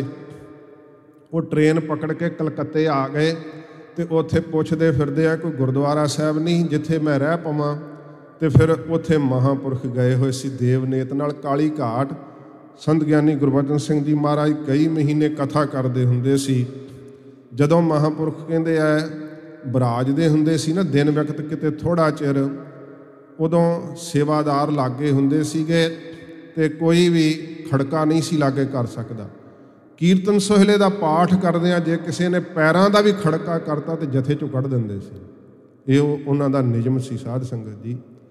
ਮਹਾਂਪੁਰਖ ਉਸ ਵਕਤ ਬਰਾਜੇ ਹੋਏ ਸੀ ਜਦੋਂ ਕਾਲੀ ਘਾਟ ਗੁਰਦੁਆਰਾ ਸਾਹਿਬ, ਜਿੱਥੇ ਗੁਰੂ ਨਾਨਕ ਸਾਹਿਬ ਜੀ ਮਹਾਰਾਜ ਦੇ ਚਰਨ ਪਏ, ਇਹ ਭਾਈ ਗੁਰਮੁਖ ਸਿੰਘ ਉੜੀਸਾ ਮਹਾਂਪੁਰਖਾਂ ਦੇ ਪਲੰਘੇ ਦੇ ਸਾਧ ਸੰਗਤ ਜੀ ਪੈਂਦ ਵਾਲੇ ਬੰਨੇ ਆ ਕਰਕੇ ਖਲੋ ਗਿਆ। ਮਹਾਂਪੁਰਖਾਂ ਨੇ ਸਹਿਜ ਹੀ ਚਾਦਰਾ ਲਾਇਆ, ਕੋਲੋਂ ਸੇਵਾਦਾਰ ਅਵੇਸਲੇ ਸੀ ਪਾਸੇ ਹਟੇ ਸਨ, ਤੇ ਇੰਨੇ ਚਿਰ ਨੂੰ ਜਦੋਂ ਉਹਨਾਂ ਵੇਖਿਆ ਤੇ ਭਾਈ ਗੁਰਮੁਖ ਸਿੰਘ ਨਾਲ ਮਹਾਂਪੁਰਖ ਗੱਲਾਂ ਕਰਨ ਲੱਗ ਪਏ ਸੀ। ਉਹਨਾਂ ਜਲਦੀ ਆ ਕਰਕੇ ਪਾਸੇ ਹਟਾਉਣਾ ਚਾਹਿਆ। ਮਹਾਂਪੁਰਖਾਂ ਇਸ਼ਾਰਾ ਕਰਤਾ ਕਿ ਭਾਈ ਇਹਨੂੰ ਰਹਿਣ ਦਿਓ। ਮਹਾਂਪੁਰਖਾਂ ਨੇ ਕੁਝ ਬਚਨ ਕੀਤੇ ਹੈ, ਤੇ ਬਚਨ ਕਰਨ ਤੋਂ ਉਹ ਬਚਨ ਅੰਕਿਤ ਨਹੀਂ ਹਨ ਕਿ ਕੀ ਬਚਨ ਕੀਤੇ ਹੈ, ਕਿਉਂਕਿ ਉਸ ਸਮੇਂ ਨੇੜੇ ਨਾ ਸੀ ਕੋਈ ਆ ਸਕਿਆ। ਤੇ ਜਦੋਂ ਸੇਵਾਦਾਰ ਨੇੜੇ ਆਏ, ਮਹਾਂਪੁਰਖ ਕਹਿੰਦੇ ਭਾਈ ਇਹਨੂੰ ਚੋਲਾ ਦੇ ਦਿਓ। ਤੇ ਜਥੇ ਵਿੱਚ ਚੋਲਾ 6 ਮਹੀਨੇ ਬਾਅਦ ਦਿੰਦੇ ਹੁੰਦੇ ਸੀ। ਸਿੰਘ ਕਹਿਣ ਲੱਗੇ ਮਹਾਰਾਜ ਜਾਣਦੇ ਨਹੀਂ, ਇਹਨੂੰ ਪਛਾਣਦੇ ਨਹੀਂ, ਚੋਲਾ ਲੈ ਕੇ ਪੋਥੀ ਲੈ ਕੇ ਭੱਜ ਗਿਆ ਤੇ ਫਿਰ ਕੀ ਕਰਾਂਗੇ। ਮਹਾਂਪੁਰਖਾਂ ਨੇ ਫਿਰ ਥੋੜ੍ਹੇ ਸਖਤ ਲਹਿਜੇ ਨਾਲ ਕਿਹਾ ਭਾਈ ਅਸੀਂ ਪਛਾਣ ਲਿਆ, ਚੋਲਾ ਦੇ ਦਿਓ। ਜਦੋਂ ਇਉਂ ਕਿਹਾ, ਉਸੇ ਵੇਲੇ ਚੋਲਾ ਭਾਈ ਗੁਰਮੁਖ ਸਿੰਘ ਜੀ ਨੂੰ ਪਵਾ ਦਿੱਤਾ। ਤੇ ਸਾਧ ਸੰਗਤ ਜੀ ਇੰਨਾ ਪਿਆਰ ਕੀਤਾ, ਕਹਿੰਦੇ ਭਾਈ ਗੁਰਮੁਖ ਸਿਆਂ ਤੈਨੂੰ ਕਿਸੇ ਹੋਰ ਉਸਤਾਦ ਕੋਲੋਂ ਪੜ੍ਹਨ ਦੀ ਲੋੜ ਨਹੀਂ, ਤੈਨੂੰ ਅਸੀਂ ਪੜ੍ਹਾਇਆ ਕਰਾਂਗੇ। ਇੰਨਾ ਪਿਆਰ ਕੀਤਾ, ਉਹਨੂੰ ਆਪ ਗੁਰਮੁਖੀ ਦੀ ਵਿੱਦਿਆ ਪੜ੍ਹਾਈ, ਸ੍ਰੀ ਗੁਰੂ ਗ੍ਰੰਥ ਸਾਹਿਬ ਦੀ ਸਾਰੀ ਸੰਥਿਆ ਕਰਾਈ। ਤੇ ਮਹਾਂਪੁਰਖ ਜਦੋਂ ਰਾਤ ਨੂੰ ਬਰਾਜਿਆ ਕਰਦੇ ਤੇ ਰੁੱਤ ਦੇ ਅਨੁਸਾਰ ਭਾਈ ਗੁਰਮੁਖ ਸਿੰਘ ਜੀ ਜੇ ਤਾਂ ਸਰਦੀ ਹੈ ਮੁੱਠੀ ਚਾਪੀ ਕਰਦੇ ਹੁੰਦੇ, ਜੇ ਗਰਮੀ ਹੈ ਤੇ ਪੱਖਾ ਝੱਲਦੇ ਹੁੰਦੇ। ਮਹਾਂਪੁਰਖਾਂ ਦੇ ਕੋਲੋਂ ਪਾਸੇ ਨਹੀਂ ਸੀ ਜਾਂਦੇ। ਜਲ ਪਾਣੀ ਵਰਤਣਾ ਫਿਰ ਉੱਥੇ ਹੀ, ਕਿਰਿਆ ਕਰਨੀ ਇਸ਼ਨਾਨ ਕਰਨਾ ਫਿਰ ਉੱਥੇ ਹੀ, ਕੋਲੇ ਹੀ ਰਹਿਣਾ ਹਰ ਵੇਲੇ, ਕਿਉਂਕਿ ਉਹਨਾਂ ਨੂੰ ਜਿਹੜਾ ਆਨੰਦ, ਜਿਹੜੀਆਂ ਰਿਸ਼ਮਾਂ ਮਹਾਂਪੁਰਖਾਂ ਦੇ ਸਰੀਰ ਤੋਂ ਪ੍ਰਕਾਸ਼ ਦੀਆਂ ਸੀ ਨਾ, ਉਹਦੇ ਨਾਲ ਆਨੰਦ ਆਉਂਦਾ ਸੀ, ਸੁੱਖ ਮਿਲਦਾ ਸੀ। ਸੰਗਤ ਨਹੀਂ ਸੀ ਛੱਡਦੇ। ਜਿਵੇਂ ਗੁਰੂ ਰਾਮਦਾਸ ਸਾਹਿਬ ਦੀ ਬਾਬਤ ਲਿਖਿਆ ਨਾ, ਸੇਵਾ ਕਰਤ ਨਾ ਛੋਡੇ ਪਾਸ। ਗੁਰੂ ਅਮਰਦਾਸ ਸਾਹਿਬ ਜੀ ਦੀ ਸੇਵਾ ਕਰਦਿਆਂ ਕਦੇ ਪਾਸਾ ਨਹੀਂ ਸੀ ਵੱਟਦੇ। ਧੰਨ ਭਾਈ ਗੁਰਮੁਖ ਸਿੰਘ ਜੀ ਉੜੀਸਾ ਗੁਰੂ ਸਾਹਿਬ ਦੇ ਜੀਵਨ ਤੋਂ ਇਹੀ ਸੇਧ ਲੈ ਕੇ ਮਹਾਂਪੁਰਖਾਂ ਦੀ ਸੇਵਾ ਤੋਂ ਕਦੇ ਪਾਸਾ ਨਹੀਂ ਵੱਟਿਆ। ਪਟਿਆਲੇ ਵਿਖੇ ਮਹਾਂਪੁਰਖ ਇੱਕ ਵਾਰੀ ਪਾਠ ਕਰਦੇ ਸੀ, ਕਿਉਂਕਿ ਆਪ ਦੇ ਜੀਵਨ ਦਾ ਨਿਯਮ ਸੀ। ਭਾਵੇਂ ਕਈ ਅੰਗ ਸਤਿਗੁਰਾਂ ਜੀ ਦੀ ਬਾਣੀ ਦਾ ਪਾਠ ਸੰਤ ਕਰਤਾਰ ਸਿੰਘ ਜੀ ਮਹਾਰਾਜ ਤੋਂ ਸੁਣਦੇ, ਹੋਰ ਸਿੰਘਾਂ ਤੋਂ ਸੁਣਦੇ, ਪਰ 50 ਅੰਗ ਘੱਟੋ ਘੱਟ ਆਪ ਜ਼ਰੂਰ ਮਹਾਰਾਜ ਤਾਬਿਆ ਬਹਿ ਕੇ ਪੜ੍ਹਦੇ ਹੁੰਦੇ ਸੀ। ਤੇ ਉਹਨਾਂ ਦਾ ਪੜ੍ਹਨ ਦਾ ਤਰੀਕਾ ਸਾਡੇ ਵਰਗਾ ਨਹੀਂ ਸੀ। ਇੱਕ ਵਾਰੀ ਕਹਿੰਦੇ ਪਟਿਆਲੇ ਮਹਾਂਪੁਰਖ ਪੜ੍ਹ ਰਹੇ ਸੀ ਬਾਣੀ ਬਿਲਾਵਲ ਰਾਗ ਦੇ ਅੰਦਰ, ਤੇ ਪੜ੍ਹ ਰਹੇ ਸੀ ਦਰਸ਼ਨ ਦੇਖਤ ਦੋਖ ਨਸੇ, ਕਬਹੂ ਨਾ ਹੋਵੋ ਦ੍ਰਿਸ਼ਟ ਅਗੋਚਰ, ਜੀ ਕੈ ਸੰਗ ਬਸੇ। 45 ਮਿੰਟ ਹੀ ਪੰਕਤੀ ਪੜ੍ਹਦੇ ਰਹੇ, 45 ਮਿੰਟ ਬਾਰ-ਬਾਰ ਦਰਸ਼ਨ ਦੇਖਤ ਦੋਖ ਨਸੇ, ਨਾਲੇ ਹੱਥ ਜੁੜੇ ਹੋਏ ਆ, ਦਰਸ਼ਨ ਦੇਖਤ ਦੋਖ ਨਸੇ। ਇਹ ਕਿਹੜਾ ਅਗੰਮੀ ਰਸ ਹੈ, ਸਤਿਗੁਰੂ ਜੀ ਉਹਨਾਂ ਨੂੰ ਬਖਸ਼ ਰਹੇ ਹੈ। ਪਿਆਰ ਦੇ ਵੇਗ ਵਿੱਚ ਉਹੀ ਪੰਕਤੀਆਂ ਪੜ੍ਹੀ ਜਾਂਦੇ ਹੈ। ਭਾਈ ਗੁਰਮੁਖ ਸਿੰਘ ਜੀ ਉੱਥੇ ਪੱਖਾ ਕਰਦੇ ਸੀਗੇ। ਜਦੋਂ ਸਤਿਗੁਰਾਂ ਜੀ ਦੇ ਪਾਵਨ ਸਰੂਪ ਤੇ ਰੁਮਾਲਾ ਸਾਹਿਬ ਪਾਇਆ, ਕਦੇ ਕਦੇ ਉਹ ਖੁਸ਼ੀ ਆਉਂਦੀ ਹੁੰਦੀ ਹੈ ਜਿਹੜੀ ਵਿਸ਼ੇਸ਼ ਹੋਵੇ। ਮਹਾਂਪੁਰਖ ਕਹਿੰਦੇ ਭਾਈ ਗੁਰਮੁਖ ਸਿਆਂ ਤੂੰ ਬਾਹਰਲੇ ਦੇਸ਼ 'ਚੋਂ ਆਇਆ ਸੀ, ਤੇ ਕਿਤੇ ਇਹ ਨਾ ਮਨ 'ਚ ਸੋਚੀ ਕਿ ਸਾਧਾਂ ਨਾਲ ਰਿਹਾ ਇਹਨਾਂ ਦਿੱਤਾ ਤੇ ਕੁਛ ਵੀ ਨਹੀਂ, ਗੁਰੂ ਸਾਹਿਬ ਦਾ ਪ੍ਰਤੱਖ ਦਰਸ਼ਨ ਕਰਨਾ ਹੀ ਤੇ ਦੱਸ। ਇਹ ਸ੍ਰੀ ਗੁਰੂ ਗ੍ਰੰਥ ਸਾਹਿਬ ਦੇ ਹਜ਼ੂਰ ਕਹੇ ਹੋਏ ਬਚਨ ਹੈ। ਤੇ ਭਾਈ ਗੁਰਮੁਖ ਸਿੰਘ ਦਾ ਕੰਠ ਭਰ ਗਿਆ, ਨੇਤਰਾਂ 'ਚ ਬਰਾਗ ਆ ਗਿਆ, ਤੇ ਕਿਹਾ ਮਹਾਰਾਜ ਮੇਰੀ ਤੁਹਾਡੇ ਨਾਲ ਤੋੜ ਨਿਭ ਜਾਵੇ। ਇਹੀ ਬਚਨ ਕਿਹਾ ਉਸ ਗੁਰਮੁਖ ਪਿਆਰੇ ਨੇ। ਜਿਹੜੇ ਪ੍ਰੇਮ ਦੇ ਵੇਗ ਵਿੱਚ ਸਾਧ ਸੰਗਤ ਜੀ ਗਵਾਚੇ ਹੁੰਦੇ ਆ ਨਾ, ਉਹਨਾਂ ਨੂੰ ਬਾਹਲੇ ਬੋਲਾਂ ਨਾਲ ਇੱਕ ਦੂਸਰੇ ਨੂੰ ਦੱਸਣ ਤੇ ਸਮਝਾਉਣ ਦੀ ਲੋੜ ਨਹੀਂ ਹੁੰਦੀ। ਮਹਾਂਪੁਰਖਾਂ ਇਹੀ ਬਚਨ ਸੁਣਿਆ ਤੇ ਸ੍ਰੀ ਗੁਰੂ ਗ੍ਰੰਥ ਸਾਹਿਬ ਦੇ ਸਾਹਮਣੇ ਪੱਲਾ ਪਾ ਕੇ ਅਰਦਾਸ ਕੀਤੀ, ਹੇ ਗੁਰੂ ਗੋਬਿੰਦ ਸਿੰਘ ਸੱਚੇ ਪਾਤਸ਼ਾਹ ਜੀ, ਆਪ ਦਾ ਇਹ ਸੇਵਕ ਦਾਸ ਨਾਲ ਨਿਭਾਉਣਾ ਚਾਹੁੰਦਾ ਹੈ, ਇਹਦੀ ਸ਼ਰਧਾ ਨੂੰ ਭਾਗ ਲਾਇਓ। ਅਰਦਾਸ ਮਹਾਂਪੁਰਖਾਂ ਆਪ ਕੀਤੀ ਸੀ। ਫਿਰ ਮਹਿਤੇ ਵਿਖੇ ਭਾਈ ਗੁਰਮੁਖ ਸਿੰਘ ਨੇ ਜਿੰਨਾ ਕੁਝ ਕੋਲ ਸੀ ਨਾ, ਪੋਥੀਆਂ, ਟਰੰਕ, ਚੋਲਾ, ਜੋ ਕੁਝ ਸੀ ਲਿਆ ਕੇ ਕਹਿੰਦਾ ਮਹਾਰਾਜ ਮੈਂ ਆਪ ਨੂੰ ਸਰਬੰਸ ਭੇਟ ਕਰਨਾ, ਮੇਰੀ ਅਰਦਾਸ ਕਰੋ। ਸਿੰਘ ਬੜੇ ਆਪਸ 'ਚ ਕੂਣੀਆਂ ਮਾਰ ਹੱਸਣ ਕੇ ਕੀ ਕਰ ਰਿਹਾ। ਤੇ ਮਹਾਂਪੁਰਖ ਪਲੰਘੇ ਤੋਂ ਉੱਠੇ, ਬੜੇ ਸਤਿਕਾਰ ਨਾਲ ਅਰਦਾਸ ਕੀਤੀ ਕਿ ਮਹਾਰਾਜ ਆਪਦੇ ਪਿਆਰੇ ਸਿੱਖ ਨੇ ਮੈਨੂੰ ਸਰਬੰਸ ਭੇਟ ਕਰ ਦਿੱਤਾ, ਇਹਦੀ ਸ਼ਰਧਾ ਨੂੰ ਭਾਗ ਲਾਏ। ਤੇ ਮਹਾਂਪੁਰਖਾਂ ਨੂੰ ਸਿੰਘ ਕਹਿੰਦੇ, ਮਹਾਰਾਜ ਇਹ ਸਰਬੰਸ ਭੇਟ ਕਿਵੇਂ ਹੋਇਆ? ਨਵਾਂ ਹੀ ਤਰੀਕਾ ਵੇਖਿਆ। ਇਹ ਟਰੰਕ ਵੀ ਤਾਂ ਤੁਸੀਂ ਹੀ ਦਿੱਤਾ ਸੀ, ਪੋਥੀਆਂ ਵੀ ਮਹਾਰਾਜ ਤੁਸੀਂ ਹੀ ਦਿੱਤੀਆਂ, ਚੋਲਾ ਤੁਸੀਂ ਦਿੱਤਾ, ਤੇ ਤੁਹਾਡੀਆਂ ਚੀਜ਼ਾਂ ਲਿਆ ਕੇ ਤੁਹਾਨੂੰ ਭੇਟ ਕਰਨ ਨਾਲ ਸਰਬੰਸ ਕਿਵੇਂ ਭੇਟ ਹੋ ਗਿਆ? ਮਹਾਂਪੁਰਖ ਕਹਿੰਦੇ, ਭਾਈ ਮੇਰ ਤਾਂ ਹੁੰਦੀ ਹੈ, ਪਰ ਇਸ ਨੇ ਆਪਣੀ ਮੇਰ ਵੀ ਸਾਨੂੰ ਹੀ ਭੇਟ ਕਰ ਦਿੱਤੀ ਹੈ। ਮੇਰ ਰਹੀ ਨਹੀਂ ਇਹਦੇ ਅੰਦਰ, ਇਹਨੇ ਸਰਬੰਸ ਹੀ ਭੇਟ ਕਰ ਦਿੱਤਾ ਸਾਨੂੰ। ਤੇ ਸਾਧ ਸੰਗਤ ਜੀ, ਉਹ ਵਕਤ ਆਇਆ ਜਦੋਂ ਜਿੱਥੇ ਅੱਜ ਗੁਰਦੁਆਰਾ ਗੁਰਦਰਸ਼ਨ ਪ੍ਰਕਾਸ਼ ਚੌਂਕ ਮਹਿਤਾ ਵਿਦਿਆਮਾਨ ਹੈ, ਇਸ ਅਸਥਾਨ 'ਤੇ ਮਹਾਂਪੁਰਖਾਂ ਨੇ ਭਾਣਾ ਵਰਤਾਇਆ ਸੀ। ਉਹ ਬੜਾ ਹੀ ਰੌਚਕ ਸਾਰਾ ਸਾਧ ਸੰਗਤ ਜੀ ਆਪਦੇ ਸੱਚਖੰਡ ਜਾਣ ਦਾ ਪ੍ਰਸੰਗ ਹੈ। ਗਰੀਬ ਨਿਵਾਜ ਸੱਚੇ ਪਾਤਸ਼ਾਹ ਮਹਾਰਾਜ ਦੀ ਜ਼ਾਹਰ ਕਲਾ ਵਰਤਦੀ ਹੋਈ ਆਪਦੇ ਉਸ ਸਰੀਰ ਦੇ ਅੰਦਰ ਉਹ ਸਰੀਰ ਦੇ ਅਲੋਪ ਹੋਣ ਦਾ ਵਕਤ ਆ ਗਿਆ। ਜਦੋਂ ਆਪ ਜੀ ਨੂੰ ਉਹ ਸਾਧ ਸੰਗਤ ਜੀ ਦੌਰੇ ਦਾ ਪ੍ਰਭਾਵ ਸੀਗਾ, ਰਾਤ ਦੇ ਵਕਤ ਮਹਾਂਪੁਰਖਾਂ ਨੂੰ ਟੀਕਾ ਲਗਾਇਆ ਗਿਆ। ਕਹਿੰਦੇ ਇੰਨੀ ਜ਼ੋਰ ਦੀ ਹਨੇਰੀ ਚੱਲੀ। ਆਪ ਦਾ ਇਹ ਨਿਯਮ ਸੀ ਕਿ ਸਵੇਰੇ ਜਿੱਥੇ ਧੁਰ ਕੀ ਬਾਣੀ ਦੀ ਕਥਾ ਕਰਦੇ, ਦੁਪਹਿਰੇ ਸ੍ਰੀ ਦਸਮ ਗ੍ਰੰਥ ਦੀ ਕਥਾ ਹੁੰਦੀ, ਤੇ ਸਾਧ ਸੰਗਤ ਜੀ ਸ਼ਾਮ ਨੂੰ ਇਤਿਹਾਸ ਦੀ ਕਥਾ ਆਪ ਕਰਦੇ, ਤੇ ਅਖੀਰਲੇ ਦਿਨ ਤੱਕ ਆਪ ਕੀਤੀ। 27 ਕਥਾ ਦਾ ਭੋਗ ਆਪ ਨੇ ਆਪਣੀ ਜੀਵਨ ਵਿੱਚ ਪਾਇਆ ਧੁਰ ਕੀ ਬਾਣੀ ਦੇ। 27 ਕਥਾ, 26 ਕਥਾ ਸੰਪੂਰਨ ਹੋਈਆਂ। 27ਵੀਂ ਕਥਾ ਬਸੰਤ ਰਾਗ ਵਿੱਚ ਅਸ਼ਟਪਦੀਆਂ ਵਿੱਚ ਚੱਲ ਰਹੀ ਸੀ। ਉਸ ਦਿਨ ਜਿਹੜੀ ਕਥਾ ਹੋਈ ਹੈ, ਜਿਨ੍ਹਾਂ ਨੇ ਮਹਾਂਪੁਰਖਾਂ ਦੀ ਰਸਨਾ ਤੋਂ ਉਸ ਦਿਨ ਕਥਾ ਸੁਣੀ, ਉਹ ਚੋਣਵੇਂ ਸਰੀਰ ਅਜੇ ਹੈਗੇ ਹੈ। ਕਹਿੰਦੇ ਜਿਵੇਂ ਮਹਾਂਪੁਰਖਾਂ ਦਾ ਅੱਜ ਸੱਚਖੰਡ ਦਾ ਉਹ ਦਿਨ ਆ ਰਿਹਾ ਸੀ, ਇਹੋ ਜਿਹੀ ਕਥਾ ਕੀਤੀ ਸੀ। ਇਉਂ ਲੱਗ ਰਿਹਾ ਸੀ ਜਿਵੇਂ ਜੜ ਚੀਜ਼ਾਂ ਚੇਤਨ ਹੁੰਦੀਆਂ ਜਾ ਰਹੀਆਂ ਤੇ ਚੇਤਨ ਜੜ ਬਣਦੀਆਂ ਜਾ ਰਹੀਆਂ। ਇਹੋ ਜਿਹਾ ਅਲਾਹੀ ਰਸ ਉਸ ਦਿਨ ਵਰਤਿਆ ਸੀ। ਫਿਰ ਮਹਾਰਾਜ ਦੇ ਜੋ ਦਸਮ ਬਾਣੀ ਦੇ ਸਾਧ ਸੰਗਤ ਜੀ ਅਰਥ ਵਿਦਿਆਰਥੀਆਂ ਨੂੰ ਪੜ੍ਹਾਉਂਦੇ, ਤੇ ਦਸਮ ਬਾਣੀ ਦੀ ਵੀ ਕਥਾ ਉਸ ਦਿਨ ਆਪ ਨੇ ਦੁਪਹਿਰ ਦੇ ਵਕਤ ਕੀਤੀ। ਸ਼ਾਮ ਦੇ ਵਕਤ ਗੁਰੂ ਕਲਗੀਧਰ ਸੱਚੇ ਪਾਤਸ਼ਾਹ ਜੀ ਮਹਾਰਾਜ ਦੇ ਵਿਆਹ ਦਾ ਪ੍ਰਸੰਗ ਸੀ। ਇਹ 14 ਹਾੜ ਦੀ ਸਾਧ ਸੰਗਤ ਜੀ ਰਾਤ ਵੈ ਮਹਾਰਾਜ ਦੇ ਵਿਆਹ ਦਾ ਪ੍ਰਸੰਗ, ਤੇ ਆਪ ਕਥਾ ਬੜੇ ਜਾਹੋ ਜਲਾਲ 'ਚ ਕਰ ਰਹੇ ਹੈ। ਜਦੋਂ 1 ਘੰਟਾ ਹੋ ਗਿਆ ਨਾ, ਤੇ ਸੰਤ ਬਾਬਾ ਕਰਤਾਰ ਸਿੰਘ ਜੀ ਮਹਾਰਾਜ ਪਾਠ ਕਰਾਉਂਦੇ ਸੀ, ਤੇ ਜਾਣਿਆ ਕਿ ਸਰੀਰ ਢਿੱਲਾ, ਖੇਚਲ ਨਾ ਹੋਵੇ, ਤੇ ਕਹਿਣ ਲੱਗੇ ਮਹਾਰਾਜ ਆਪ ਘੰਟਾ ਹੋ ਗਿਆ, ਹੁਣ ਸਮਾਪਤੀ ਕਰ ਦਿਓ। ਕਹਿਣ ਲੱਗੇ ਤੈਨੂੰ ਪਾਠ ਕਰਾਉਂਦਿਆਂ ਕੀ ਹੁੰਦਾ, ਪਾਠ ਕਰੀ ਚੱਲ। ਤੇ 1 ਘੰਟੇ ਤੋਂ ਵਧੇਕ ਕਥਾ ਕੀਤੀ ਉਸ ਦਿਨ ਮਹਾਰਾਜ ਦੇ ਵਿਆਹ ਦੇ ਪ੍ਰਸੰਗ ਦੀ। ਤੇ ਪੰਜੋਖਰਾ ਸਾਹਿਬ ਵਾਲੇ ਬਾਪੂ ਮੇਹਰ ਸਿੰਘ ਜੀ ਕਹਿੰਦੇ ਉਸ ਵਕਤ ਆਏ ਤੇ ਰਮਜ ਨਾਲ ਕਿਹਾ, ਆ ਭਈ ਬਾਬਾ ਮੇਹਰ ਸਿਆਂ ਤੂੰ ਵੀ ਜਿਉਂਦਿਆਂ ਜੀ ਉਹ ਦਰਸ਼ਨ ਦੇ ਹੀ ਦਿੱਤੇ। ਇਹ ਵੀ ਉਦੋਂ ਰਮਜ ਮਾਰੀ ਕਥਾ ਦੇ ਵਿੱਚ ਹੀ ਕਿਹਾ। ਕਹਿੰਦੇ ਤੇ ਸੀ, ਪਰ ਕਹਿੰਦੇ ਸਮਝ ਨਹੀਂ ਸੀ ਪੈਂਦੀ। ਇੱਕ ਦਿਨ ਕਹਿੰਦੇ ਅੱਜ ਨਾ ਸਾਨੂੰ ਰਾਤ ਦੌਰਾ ਪਿਆ ਸੀ, ਅਸੀਂ ਸੱਚਖੰਡ ਚੱਲੇ ਸੀ, ਦੱਸ ਰਹੇ ਸੀ, ਪਰ ਨਹੀਂ ਸੀ ਪਤਾ ਲੱਗ ਰਿਹਾ। ਜਦੋਂ ਰਾਤ ਉਹ ਵਕਤ ਹੋਇਆ ਤੇ ਸਾਧ ਸੰਗਤ ਜੀ ਇੰਨੀ ਜ਼ੋਰ ਦੀ ਤੂਫਾਨ ਚੱਲਿਆ, ਲਾਈਟ ਸਾਰੀ ਬੰਦ ਹੋ ਗਈ। ਉਹ ਮਿੱਟੀ ਘੱਟੇ ਨਾਲ ਆਪ ਨੂੰ ਉਹ ਦੌਰੇ ਦਾ ਪ੍ਰਭਾਵ ਵਧਿਆ। ਬਾਛੜ ਬਰਾਂਡੇ ਤੱਕ ਪੈਣ ਲੱਗੀ। ਤੇ ਕਿਹਾ ਭਾਈ ਕਰਤਾਰ ਸਿਆਂ ਸਾਡਾ ਪਲੰਘਾ ਚੁੱਕ ਕੇ ਅੰਦਰ ਕਰੋ। ਕਿਹਾ 7 ਬਚਨ ਜੀ ਕਰਨ ਲੱਗੇ, ਪਲੰਘਾ ਵੱਡਾ ਹੈ, ਬੂਹਾ ਛੋਟਾ ਹੈ, ਕਿਵੇਂ ਲੰਘ ਜੇ? ਹੱਥ ਜੋੜ ਕੇ ਆਖਿਆ ਮਹਾਰਾਜ ਚੜੇ ਚੜਾਤੇ ਪਲੰਘਾ ਨਹੀਂ ਲੰਘਦਾ। ਮਹਾਰਾਜ ਜਾਂ ਤਾਂ ਚੁਗਾਠ ਵੱਡੀ ਕਰ ਦਿਓ ਜਾਂ ਪਲੰਘਾ ਛੋਟਾ ਕਰ ਦਿਓ।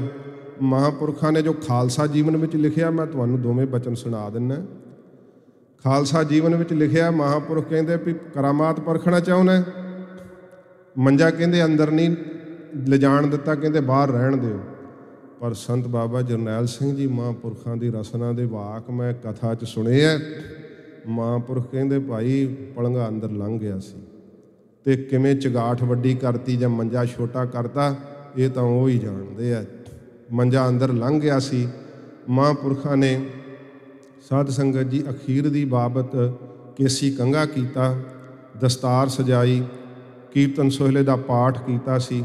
ਤੇ ਜਦੋਂ ਤੀਸਰੀ ਵਾਰ ਮਹਾਂਪੁਰਖਾਂ ਨੂੰ ਇਹ ਅਸਰ ਹੋਇਆ, ਸਰੀਰ ਕਹਿੰਦੇ ਇੱਕ ਵਾਰੀ ਕੰਬਿਆ ਪੂਰਾ, ਉੱਚੀ ਉੱਚੀ ਵਾਹਿਗੁਰੂ ਵਾਹਿਗੁਰੂ ਆਖਿਆ, ਤੇ ਸਾਰੇ ਸਿੰਘਾਂ ਨੂੰ ਗੱਜ ਕੇ ਫਤਿਹ ਬੁਲਾਈ। ਫਤਿਹ ਬੁਲਾ ਕੇ ਹੌਲੀ ਹੌਲੀ ਵਾਹਿਗੁਰੂ ਵਾਹਿਗੁਰੂ ਕਰਦਿਆਂ ਆਪ ਬ੍ਰਹਮਲੀਨ ਹੋ ਗਏ।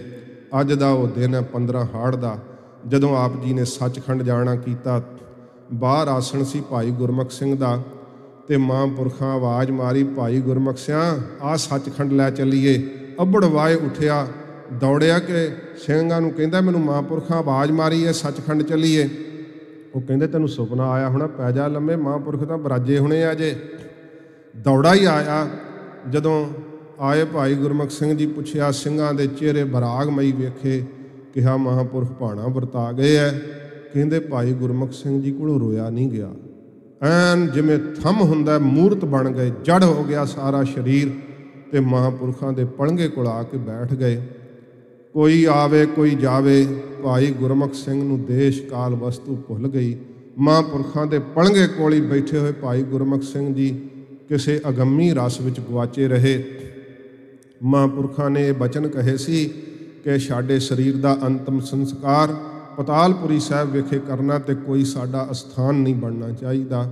ਸਾਧ ਸੰਗਤ ਜੀ, ਐਡੇ ਮਹਾਂਪੁਰਖ ਨਿਜਮੀ ਸੀਗੇ। ਸ਼੍ਰੀ ਗੁਰੂ ਗ੍ਰੰਥ ਸਾਹਿਬ ਜੀ ਦੇ ਸਤਿਕਾਰ 'ਚ ਜੇ ਕੋਈ ਫਰਕ ਪਾਉਂਦਾ ਨਾ, ਥੋੜ੍ਹਾ ਜਿੰਨਾ ਕਿਸੇ ਜਥੇ ਦੇ ਸਿੰਘ ਕੋਲ ਗਲਤੀ ਹੋ ਜਾਂਦੀ, ਬੜਾ ਤਾੜਦੇ, ਬਹੁਤ ਜ਼ਿਆਦਾ। ਤੇ ਆਪਣੇ ਸਰੀਰ ਦੀ ਬਾਬਤ ਰੰਚਕ ਮਾਤਰ ਵੀ ਕਦੇ ਸਤਿਕਾਰ ਨਾ ਕਰਾਉਂਦੇ। ਜਦੋਂ ਇਹ ਬਚਨ ਕਹੇ ਸੀ ਸੰਤ ਕਰਤਾਰ ਸਿੰਘ ਜੀ ਨੂੰ, ਤੇ ਸਾਰੇ ਸੰਤ ਮਹਾਂਪੁਰਸ਼ ਇਕੱਠੇ ਹੋ ਕੇ ਕਹਿੰਦੇ ਕਿ ਐਡੀ ਪੂਜਨੀਕ ਆਤਮਾ, ਇਹਨਾਂ ਦਾ ਸਥਾਨ ਹੋਣਾ ਚਾਹੀਦਾ।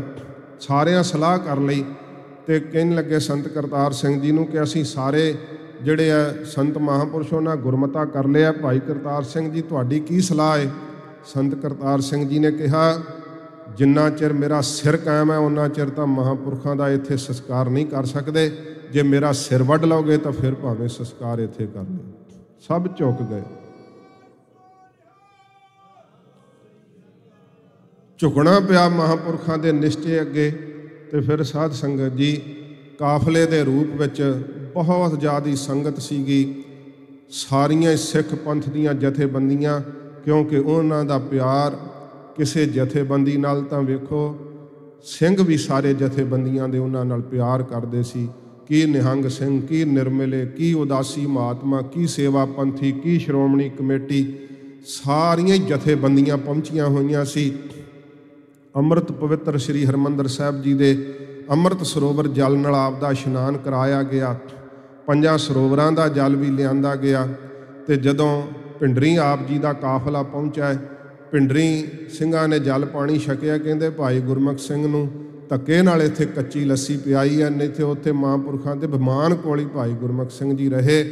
ਇੱਥੋਂ ਕਹਿੰਦੇ ਨੇ ਭਾਈ ਗੁਰਮੁਖ ਸਿੰਘ ਜੀ ਕੋਲ ਝੋਲਾ ਸੀਗਾ, ਉਹਦੇ ਵਿੱਚ ਉਹਨਾਂ ਨੇ ਆਪਣਾ ਇੱਕ ਨਵਾਂ ਚੋਲਾ ਤੇ ਕਸ਼ਹਿਰਾ ਪਰਨਾ ਰੱਖਿਆ ਹੋਇਆ ਸੀ। ਜਦੋਂ ਪਤਾਲਪੁਰੀ ਸਾਹਿਬ ਵਿਖੇ ਮਹਾਂਪੁਰਖਾਂ ਦਾ ਪਾਵਨ ਸਰੀਰ ਲਿਆਂਦਾ ਗਿਆ, ਭਾਈ ਗੁਰਮੁਖ ਸਿੰਘ ਜੀ ਆਪ ਵਿੱਚ ਲੱਗ ਕਰਕੇ, ਜਿੱਥੇ ਸੰਤ ਕਰਤਾਰ ਸਿੰਘ ਜੀ ਮਹਾਰਾਜ ਸੇਵਾ ਕਰ ਰਹੇ ਸੀ, ਸੰਤ ਬਾਬਾ ਠਾਕੁਰ ਸਿੰਘ ਜੀ ਮਹਾਰਾਜ ਸਰੀਰ ਦੀ ਅੰਤਮ ਕਿਰਿਆ ਲਈ ਇਸ਼ਨਾਨ ਕਰਵਾ ਰਹੇ ਸਨ। ਬੜਾ ਅਗੰਮੀ ਰਸ ਵਰਤਿਆ ਹੋਇਆ ਸੀ, ਕਿਉਂਕਿ ਜਿਸ ਪਿਆਰੇ ਸਿਉ ਨੇਹੋ ਤਿਸ ਆਗਾ ਮਰ ਚੱਲੀਐ, ਧ੍ਰਿਗ ਜੀਵਨ ਸੰਸਾਰ ਤਾਕੈ ਪਾਸ਼ਾ ਜੀਵਨਾ। ਇਹ ਸਾਰੇ ਸਿੰਘਾਂ ਵਿੱਚ ਵਰਤ ਰਿਹਾ ਸੀ। ਕੰਧਾਂ ਨਾਲ ਲੱਗ ਲੱਗ ਕੇ ਸਿੰਘ ਬਰਾਗ ਕਰਦੇ ਸੀ, ਸਾਡਾ ਕੀ ਹੋਊਗਾ। ਐਸਾ ਸਮਾਂ ਵਰਤਿਆ ਹੋਇਆ ਸੀ। ਕੋਈ ਇਹੋ ਜਿਹਾ ਨਹੀਂ ਸੀ ਲੱਗਦਾ ਕਿ ਜਿਹਦੇ ਸਾਧ ਸੰਗਤ ਜੀ ਨੇਤਰਾਂ 'ਚ ਬਰਾਗ ਨਾ ਹੋਵੇ। ਇਉਂ ਬਰਾਗੀਆਂ ਨੂੰ ਮਹਿਸੂਸ ਹੋ ਰਿਹਾ ਸੀ ਜਿਵੇਂ ਪ੍ਰਕਿਰਤੀ ਵੀ ਬਰਾਗ ਕਰ ਰਹੀ ਹੋਵੇ, ਪਸ਼ੂ ਪੰਛੀ ਵੀ ਬਰਾਗ ਕਰ ਰਹੇ ਹੋਣ। ਮਹਾਂਪੁਰਖਾਂ ਦਾ ਪਾਵਨ ਸਰੀਰ ਜਦੋਂ ਚਿਖਾ 'ਤੇ ਸਜਾਇਆ ਗਿਆ, ਭਾਈ ਗੁਰਮੁਖ ਸਿੰਘ ਜੀ ਨੇ ਆਪ ਇਸ਼ਨਾਨ ਸੋਧਿਆ। ਗਿਆਨੀ ਪ੍ਰੀਤਮ ਸਿੰਘ ਜੀ ਇੰਗਲੈਂਡ ਵਾਲੇ, ਉਹਨਾਂ ਨੇ ਅੱਖਾਂ ਨਾਲ ਸਾਰਾ ਸੀਨ ਵੇਖਿਆ। ਜਦੋਂ ਉਹਨਾਂ ਕੋਲ ਕਿਤੇ ਪੁੱਛੋ ਰੌਂਗਟੇ ਖੜੇ ਹੋ ਜਾਂਦੇ ਜਦੋਂ ਦੱਸਦੇ ਆ। ਜਦੋਂ ਉਹਨਾਂ ਨੇ ਇਸ਼ਨਾਨ ਸੋਧਿਆ, ਇੱਧਰ ਮਹਾਂਪੁਰਖਾਂ ਦੇ ਪਾਵਨ ਸਰੀਰ 'ਤੇ ਸਾਰੀ ਚਿਖਾ ਸਜਾ ਕੇ ਜਪਜੀ ਸਾਹਿਬ ਦਾ ਪਾਠ ਸੰਪੂਰਨ ਹੋ ਚੁੱਕਾ ਸੀ ਤੇ ਅਰਦਾਸਾ ਸੋਧ ਕੇ ਚੰਡਾ ਪ੍ਰਚੰਡ ਕੀਤਾ ਗਿਆ। ਸਭ ਭਾਵਨਾ ਨਾਲ ਭਾਵੇਂ ਪਰਿਕਰਮਾ ਕਰਦੇ ਸੀ। ਕੋਈ ਮਹਾਂਪੁਰਖਾਂ ਦੇ ਜੀਵਨ ਵਿੱਚ ਗਵਾਚਿਆ ਹੋਇਆ ਹੱਥ ਜੋੜ ਕੇ ਵਾਹਿਗੁਰੂ ਵਾਹਿਗੁਰੂ ਆਖ ਰਿਹਾ ਸੀ। ਇਹ ਭਾਈ ਗੁਰਮੁਖ ਸਿੰਘ ਦੇ ਅੰਦਰ ਕੀ ਵਰਤ ਰਿਹਾ ਕੌਣ ਜਾਣਦਾ ਸੀ। ਭਾਈ ਗੁਰਮੁਖ ਸਿੰਘ ਜੀ ਨੇ ਸਰਾਣੇ ਵਾਲੇ ਪਾਠ ਬੈਠ ਕੇ ਨਾ ਉੱਥੇ ਕੀਰਤਨ ਸੋਹਲੇ ਦਾ ਪਾਠ ਕੀਤਾ ਹੈ ਤੇ ਫਿਰ ਅਰਦਾਸ ਕੀਤੀ ਹੈ। ਮਹਾਂਪੁਰਖਾਂ ਦੇ ਚਰਨਾਂ ਵਾਲੇ ਪਾਸੇ ਖਲੋ ਕਰਕੇ ਜਦੋਂ ਅਰਦਾਸ ਕਰਕੇ ਨਮਸਕਾਰ ਕੀਤੀ, ਜ਼ੋਰ ਨਾਲ ਛਾਲ ਭਰ ਕੇ ਮਹਾਂਪੁਰਖਾਂ ਦੀ ਚਿਖਾ ਦੇ ਉੱਤੇ ਜਾ ਪਏ। ਸਾਧ ਸੰਗਤ ਜੀ, ਪਤੰਗੇ ਦੀ ਰੀਤ ਨੂੰ ਸੁਰਜੀਤ ਕਰ ਦਿੱਤਾ। ਸੀ ਤੇ ਹਾਏ ਨਹੀਂ ਕੀਤੀ। बड़े परने पा पा के दौड़ दौड़ के सब ने कढ़ण का यतन किया, पर अखीर संत करतार सिंह जी कहते कि भाई गुरमुख सिंह महापुरखों नाल गड़वई बन सचखंड जा बराजिया है। भाई इनू कढ़ण वास्ते हुण किसी का होर जोर नहीं चल सकता, क्योंकि अग का सेक ही इन्ना सी। भाई गुरमुख सिंह का अंग तक नहीं हिलिया। ये इतिहास की घटना दोहराई गई जदों धर्मवीर सतगुरु गुरु हरगोबिंद साहब सच्चे पातशाह महाराज का पावन शरीर गुरु हरराज साहब जी महाराज ने आग्या मुताबक साध संगत जी चंडा प्रचंड किया सी ना। राजा राम सिंह राजपूत राजा सी, हजूर की उस चिखा विच छाल मार दी सी। प्रेम के वेग विच सतगुरु जी के नाल ही सचखंड जा बराजिया सी। एक जट बरादरी विचों सीगा सिख महाराज जी का, वो भी इस चिखा दे विच छाल मार करके 2 सिख सतगुरां जी के नाल ही सचखंड जा बराजे। महापुरखों का साध संगत जी उत्थे जिहड़ा जिथे अंतिम संस्कार होया सी ना, कई वारी महापुरखों के पुरातन जिहड़े सिंह जिन्हां ने संगत कीती सी उन्हां नाल उत्थे जाण दा सुभाग मिलिया सी। छोटे सा उम्र विच पुछिया सी कि महापुरखों का संस्कार कित्थे होया सी। उन्हां एक खंभे जे तो कदमां मिण के दसदे हुंदे सी कि इत्थे एक महापुरखों का अंतिम संस्कार होया सी। ते साध संगत जी उन्हां दा अमृत पवित्र जीवन सतगुरु गरीब निवास सच्चे पातशाह जी कहंदे ने, हम संतन की रेण प्यारे, हम संतन की सरना, संत हमारी ओट सताणी, संत हमारा गहना। ये गहना ने धन गुरु महाराज सच्चे पातशाह के बख्शे हुए श्रीमान संत ज्ञानी गुरबचन सिंह जी खालसा पिंडरां वाले महापुरख। अज महापुरखों की बरसी का दिन मैं 15 हाड़ जदों महापुरख सचखंड गए है। मैं थोड़ा जिहा जिक्र करदिआं समा नहीं इन्ना, पर केवल नमस्कार करन मात्र देवनेत दे नाल महाबली शेरे पंजाब महाराजा रणजीत सिंह साहब जी बरसी का दिन भी अज का ही दिन है, जदों शेरे पंजाब जी ने इस संसार नूं अलविदा कही। जदों अगलियां दीवानां विच समा मिलिया तो मैं शेरे पंजाब जी की बाबत आप जी नूं कुछ बचन सुनाउण दा यतन करांगा, क्योंकि साडा उस शाना वाला इतिहास ऐसा गौरवमई साडा राज शेरे पंजाब जी ने उस धरती के उत्ते कायम किया। उन्होंने भी अज के दिन उन्होंने बरसी ते नमस्कार है। महापुरख संत ज्ञानी गुरबचन सिंह जी खालसा पिंडरां वाले सतगुरु जी अपनी बाणी विच कहंदे ने, तिस जन कहो सदा नमस्कार, सदा नमस्कार, सदा नमस्कार। वाहिगुरू जी का खालसा, वाहिगुरू जी की फतेह।